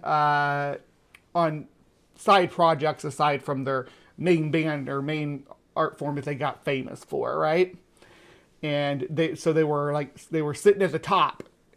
You know, they had 1 or 2 hit albums, or and they were on top of their game, and then they turned 27 and something switched in their life. That's what it means to me to be in the 27 club. But they want to bolster the numbers by dragging every Tom, Dick, and Harry who died at 27 and picked up a guitar and putting them on the list, and that's just not how it works. Now, one thing that freaked me out, I was talking to Ember this morning. We were in the Discord server on the Transpositions in the side chat. And I was talking about, it's all a bunch of coincidence stuff. And I scrolled down to the bottom of this list because, it's the most recent person. And I see this name, Chance Perdomo. Now, I just recently last weekend binged the last 3 seasons of The Boys, and then the first season of Gen V, which is the spinoff series. So this guy popping up on here gave me a start, because I was like, who's that? Why does that name sound so familiar? And I hovered over it, and boom, there's freaking Polarity the Second's face coming at me. He's a main character on the first season of Generation V, or Gen V. He died in a motorcycle accident in March. They're not going to replace the character or replace the actor with another person in that character's role. They're going to deal with it by having the character die off as well. So that just gave me a start. I didn't realize he was 27. He plays a college student, so I figured, something somewhere in his mid-20s, but 27.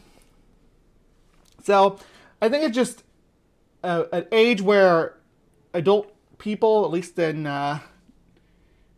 the U.S. and the U.K. and I guess Europe and stuff, you're at that age where if you're a performer, you're kind of on top of the world. You have access to everything, to all the drugs, and I would say for what women and or men, depending on what you're into, you have it all at your lap. I can imagine how hollow the world can start to feel once you get up to the top and realize that all there is fucking piles of coke and prostitutes.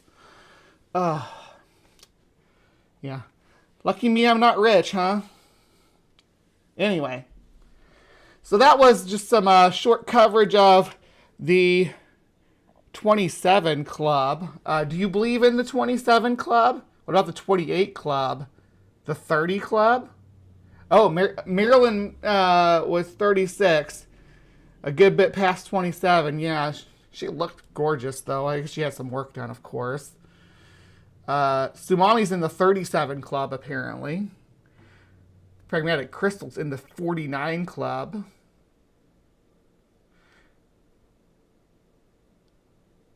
Yeah, once you're past 30, I swear your brain is remapped or something to avoid bullshit. That's exactly the way I feel about it. I think that these people are young and naive when they get into the industry, and a lot of them go balls deep into the drug and party life and wipe themselves out within 5 to 10 years. It's just that's the way it happens.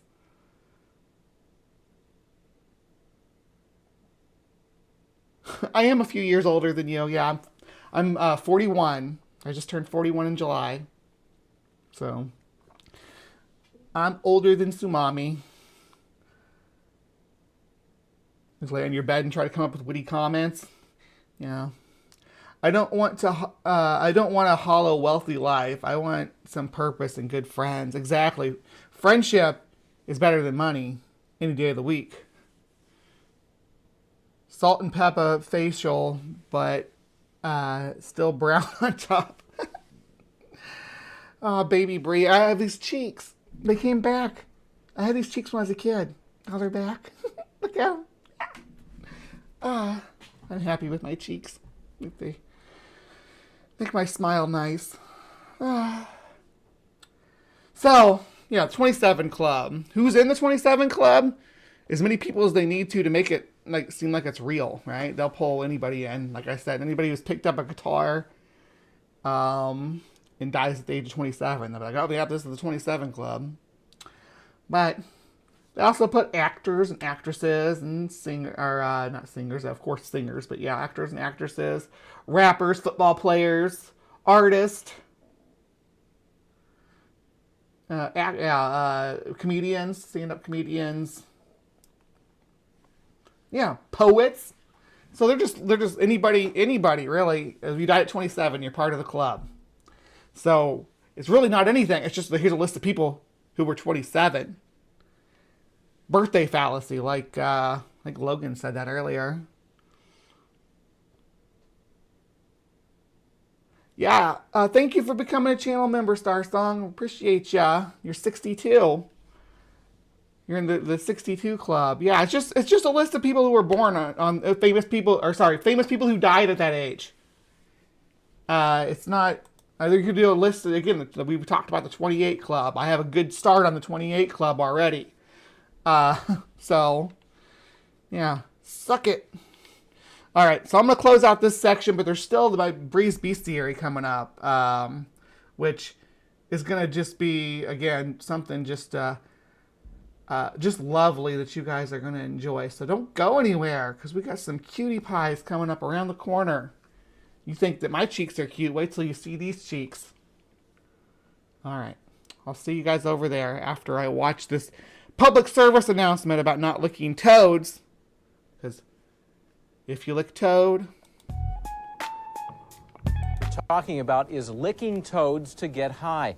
Now, for years, various Indians of Central America have ingested the hallucinogenic secretions of toads, but that practice, according to the Drug Enforcement Administration, is against the law.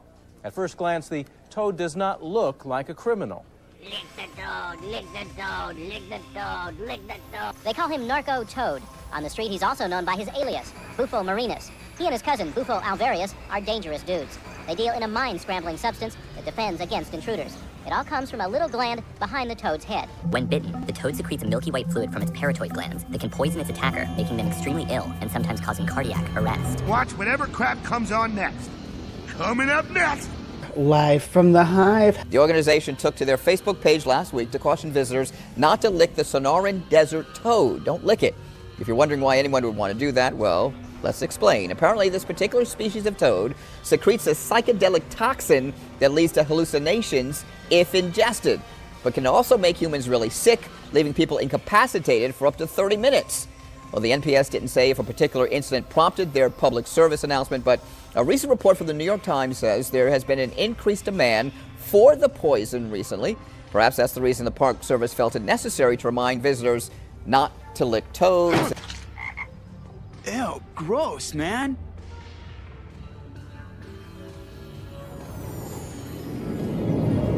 You okay? Whoa, everything's so significant. Dude, you gotta try this. Not even. It's got your germs on it. Not this end. Oh, I can see the air. And you know what else? The hallucinogenic compound of bufotoxins sometimes do create a feeling of airiness or flying and things like that. And we believe that the witches flying around on broomsticks is probably due to the toad component of the witch's brew. While the psychedelic bufotenine has been detected in dozens of toad species, Bufo alvarius is the only amphibian known to biosynthesize its O-methyl homolog, 5-MeO-DMT. The toad's neck and limbs carry numerous protuberant glands marked by pores through which venom is excreted from subcutaneous lobules that contain the enzyme responsible for biosynthetic conversion of bufotenine to 5-MeO-DMT, in addition to the production of other tryptamines and cardiotoxic steroids. Ooh, check it out, man. The licking toad. Yeah, licking toad, man. Lick the toad. The National Park Service says if you see a toad in the wild, keep your tongue in your mouth. That substance is bitter and foul tasting. It blocks nerve transmission. It can affect the heart. It also can get you high.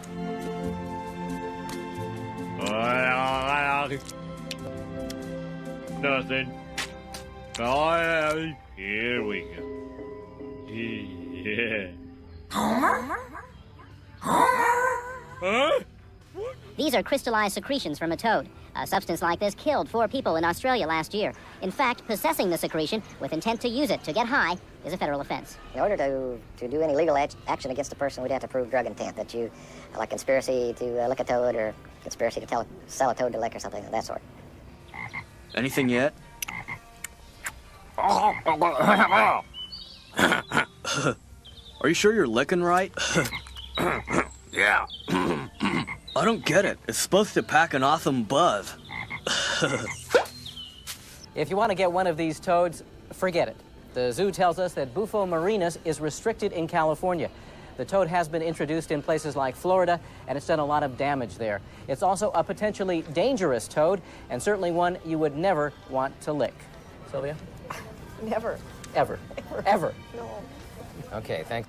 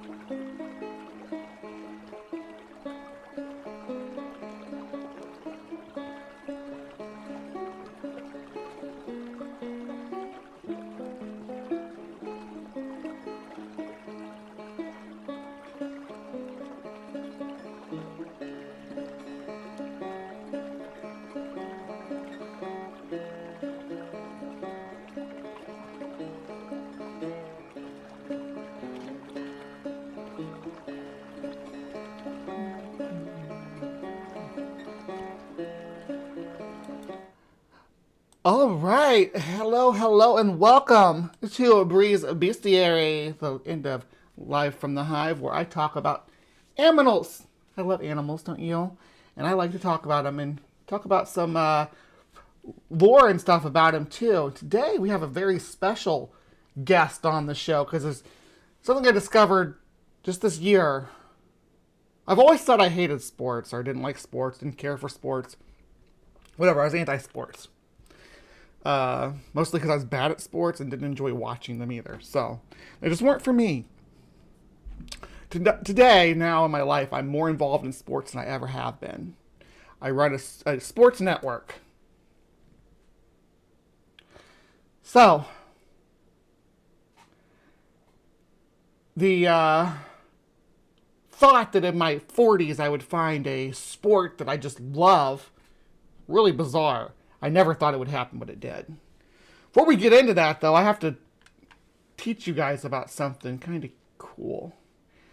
So pigs, right? Like old world pigs. So there's Testuidae and then there's Suidae. Suidae is the old world pigs, and Testuidae is the new world, peccaries or javelina, right? So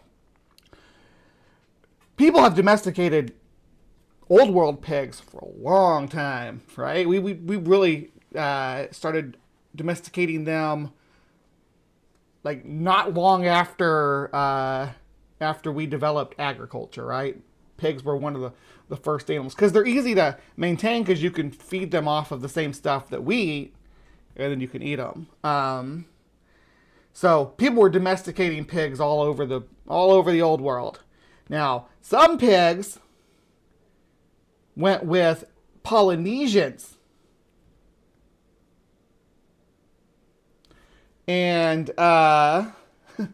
they went on long sea excursions, right? So the Polynesians, all these islands would have their own little special breeds of pigs. A lot of them aren't with us anymore, right? A lot of them have went extinct. They've either introduction of European pigs from the 17th century on has wiped them out or bred with them, or they just dwindled down and disappeared. Fortunately for the one we're looking at today, they didn't disappear. These are the Kuni. They're New Zealand's small breed of domestic pigs. They are tiny and cute and adorable and fuzzy and colorful, and they have tricolor. The color ranges from black and white to ginger, cream, gold tips, black, brown, and tricolor. They have a docile, friendly nature. The breed is believed to have descended from an Asian domestic breed introduced to New Zealand in the early 19th century. Oh, these were from Asia. Okay, so they weren't Polynesian. Okay, there were Polynesian pig breeds, though. I guess I read through this too quickly earlier. But again, Ember can attest. I had to switch what I was covering for my animal, for my Breeze Bestiary, like this morning about 8:30. So that's how I landed here. But this is on the list of stuff to do. They differ markedly from the feral pigs of European origin, known in New Zealand as a Captain Cooker. The native Maori people of New Zealand adopted the Kuni. Kuni is the Maori word meaning fat and round. By the 1980s, only an estimated 50 purebred Kuni remained.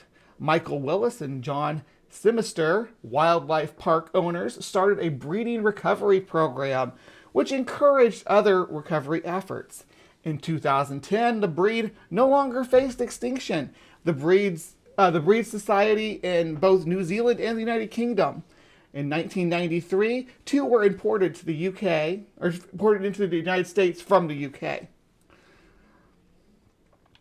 In 2017, a report in Science Daily said that Kuni was has remarkable social learning and astonishingly good memory.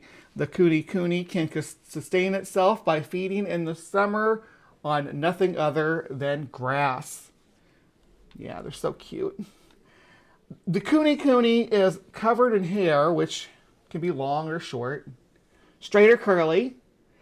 Hair color can include black, brown. We went through this just a minute ago. It has a medium to short, slightly upturned snout, often black and either semi-lopped or prickled ears. It has a short, round body and short legs, and they have two wattles called piri under the chin. They're like little baggy things. The Kuni stands around 60 centimeters or 24 inches tall, and the adult Kuni can weigh between 60 and 200 kilograms, so 130 to 440 pounds. These are not potbelly pigs. These are large animals. They do get large. They can get large. Males being considerably heavier than females. Kuni can be kept as pets in New Zealand and are a recognized breed of miniature pig. Kuni cannot be imported into Australia, as Australia does not allow the import of live pigs for biosecurity reasons. Obviously, Australia is fragile. However, breeders have created an alternative breed, the Australian miniature pig. So it's got an Australian cousin that's kind of similar, but looks more like a potbelly pig. So what I found was this. League of Pigs. It's little piggy racing. Seriously, they race these little pigs. And I don't want to watch too much of their content on here to cause trouble for myself. But I do want you guys to see them and see how cute they are. There's a handful of them. There's Hoshi and Ginger and Pepper and Bear and Piggy Smalls. Piggy Smalls is his name.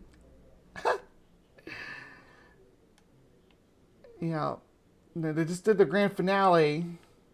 But here, look how cute they are. Watch this. They're looking for apples. They have apples on their land. Hoshi has managed to find the largest crab apple I've ever seen around here, and he's certainly not willing to share it either. Last week he had the area all to himself, but he doesn't have that luxury right now. And actually, crab apples are very tough to eat, and it's a fact that I think the big man from Japan is learning right now. Meanwhile, the others have decided that many small apples is the best route forward. And I personally agree with this strategy. I think you could intake more apple by chewing on lots of small objects as opposed to trying to break a large one down.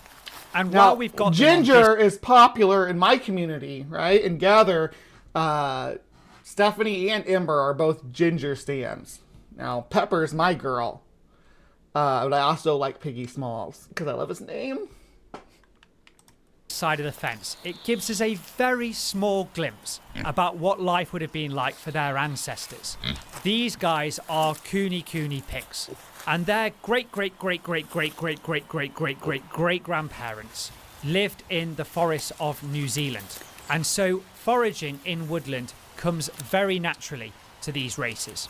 Kunis are also one of the... It's important to note that they're not native to New Zealand. They're naturalized in New Zealand, or they were naturalized in New Zealand. There was a point in time where they were invasive species. They just found a balance at the smaller size where they could survive there. Smallest breeds in the world, but that does not mean they stayed this small forever. In fact, they still grow at least half the size of most other breeds of pigs. And that means they can grow as much as 80 or 100 kilograms, even more. And so the only reason why these 5 are so small is because they are young. But I think we're starting to see why they grow so big. Look at that! Look at that! It just looks like people hair, like a ginger person's hair. Look at that, with the curls and everything. Pigs are so cute when they're furry. Oh my gosh, it melts me. It's like we're used to, like in Western culture, used to seeing the white pigs, like of domestic stock that are practically hairless.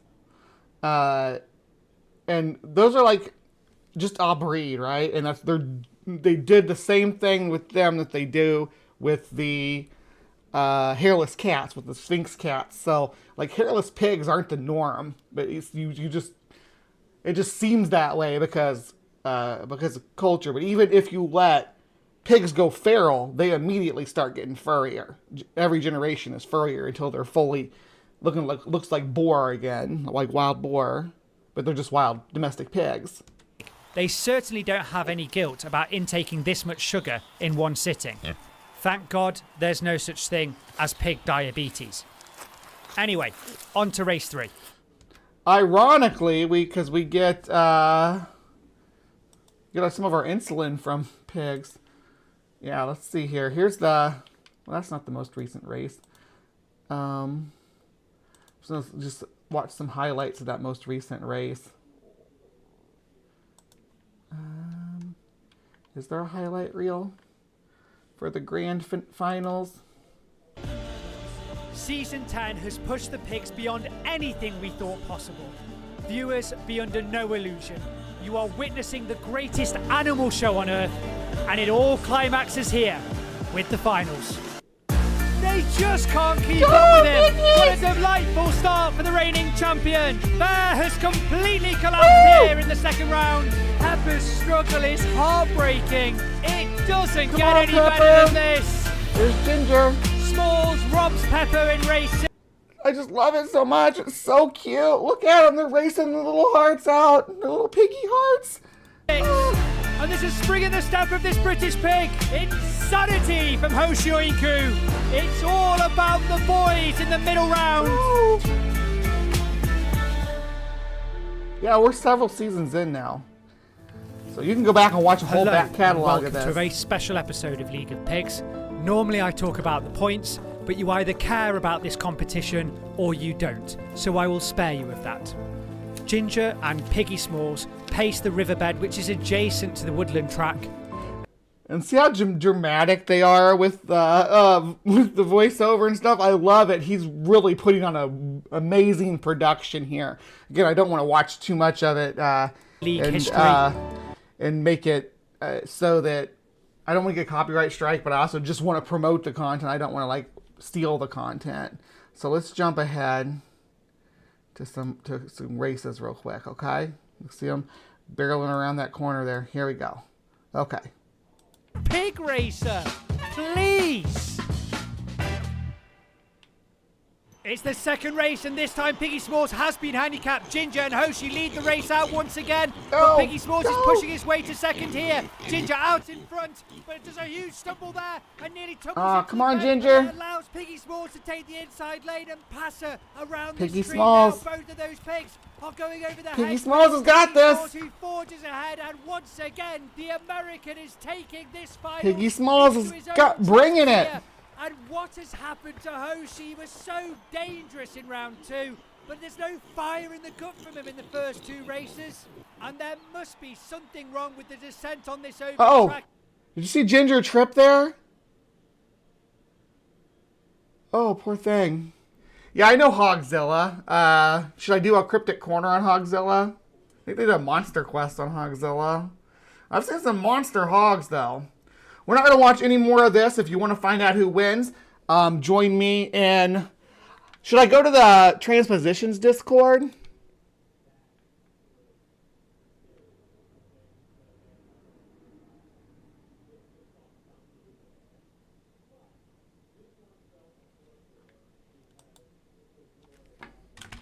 Sorry, I just got a message.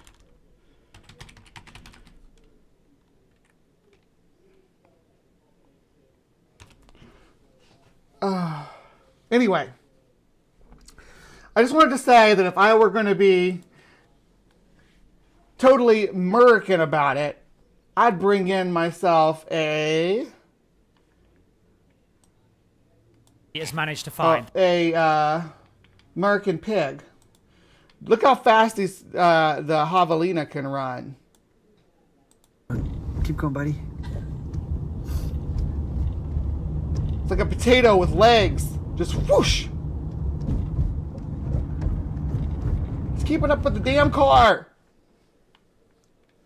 Javelines, I just love them. They're adorable too. They're so fluffy and cute. Look at these guys. Here are some collared peccaries, also known as javelina, with some babies.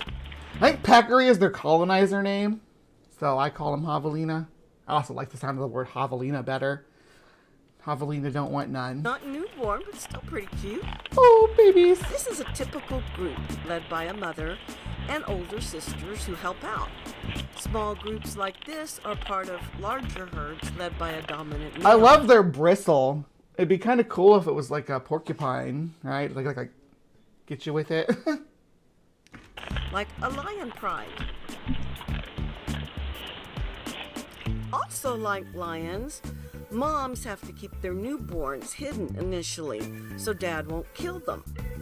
Javelinas are And that's a lot of animals. The daddies or the males want the females to go back into their breeding cycle. So if they kill off the offspring, they can do that. It's a selection force, though. It really is. It selects for more maternal care among the species, better maternal care among the species, and it develops into like proto-empathy, I guess, because sometimes mother bears, for instance, will bring their cubs together to play and protect the cubs together from threats. Like they'll keep them sometimes together for weeks and months while they grow, because a coalition of two strong females is gonna, because generally with brown bears, males are huge compared to females. So omnivores, but they prefer veggies. Mostly calm, they will attack when provoked with very sharp teeth. In fact, their teeth differentiate them from pigs. And there goes that bat. Anyway, back to why a peccary is not a pig. When mature, peccaries have 38 teeth and pigs have 44. The hind They diverged a long time ago. feet, peccaries have 3 toes, but pigs have 4. Peccaries have very small ears and hidden tails. Pigs have large upright ears and long hairy tails. Both are ungulates. Ungulates are animals with hooves. And this order split up into 2 families several million years ago. Suids the and... Old World family, Suidae, which includes pigs and wild boars. And also warthogs, Red River hogs, pretty much any domestic breed you can think of. When it comes to wild breeds, giant forest hogs are in that group. Barbarousa, the ones with the tusks that curl back into their head, they're in that group. So yeah, there's a lot of suids, but there are tatsuids. And the New World family of Tayusudae, which includes the 3 main species of peccaries. Javelinas. Inhabit the southwestern United States down into Central and South America. All wild pigs or boars in the States descended from European pigs. None are native to the Americans, and they're considered an invasive species. Javelinas can live over 15 years in the wild and have been known to live over 30 in captivity. So my thing is why can't I own a javelina?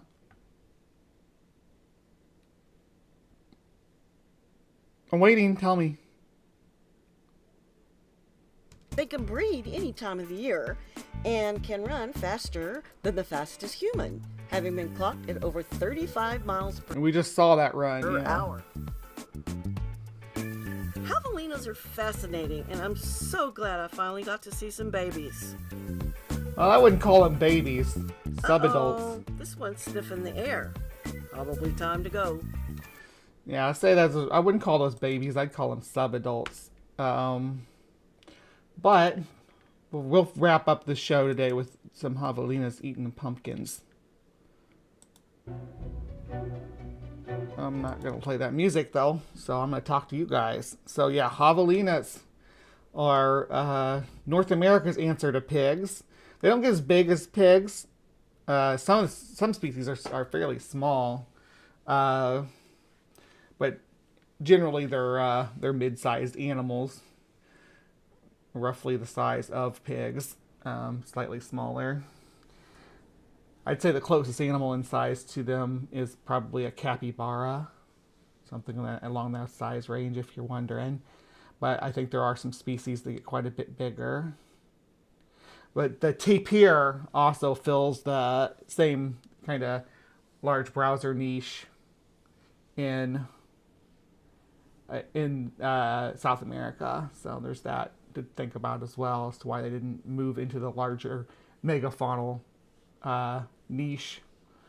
Only room for one megafauna in that dense rainforest of South America. They sure are loving them pumpkins, though. I like pumpkin pie myself. All right, so I need you guys to help me decide. Do you want me to...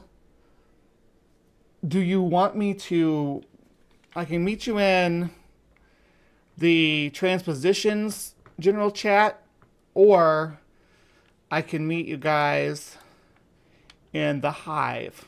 I haven't used the Hive in a while, so I'm thinking I might go into the Hive now and go into the after show voice chat, and we are going to discuss some things, some life-changing stuff that's going on in my life. Okay? Thank you so much for sticking around for Bree's Bestiary, though. We talked about Kuni and Javelina, two separate speedsters among the Artiodactyls. Fast little piggies. Or pseudo pigs. Hold on, I got a cough. Yeah, I will meet you guys in the I'm going to do it in the Hive. Do I have a good link for the Hive? Hold on. So if you're not a member,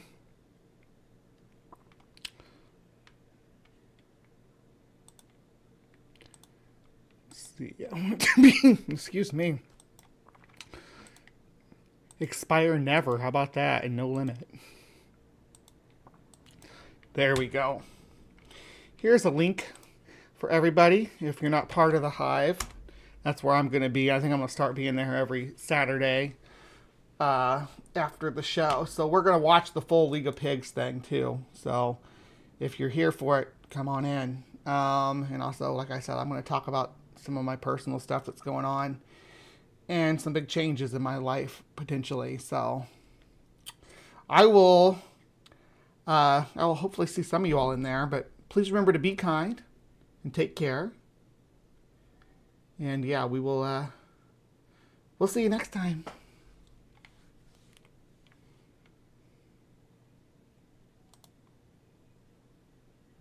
With all the noise, pseudoscience, and political rhetoric clogging the airwaves about transgender people, it can be difficult to understand what's really happening and what's really true. Good news, everyone! Welcome to The Transpositions, your compass in the rugged landscape of transgender issues. Here, we strive to be the beacon of authenticity, providing a platform that amplifies the voices and experiences of the transgender community. From breaking news to in-depth features to breaking down the real science, we are committed to fostering understanding, empathy, and empowerment for all individuals across the gender spectrum. Join us as we navigate the complexities, celebrate the triumphs, and advocate for the rights of transgender people worldwide. Together, we can redefine boundaries, challenge stereotypes, and champion inclusivity. Subscribe today. The link is in the description.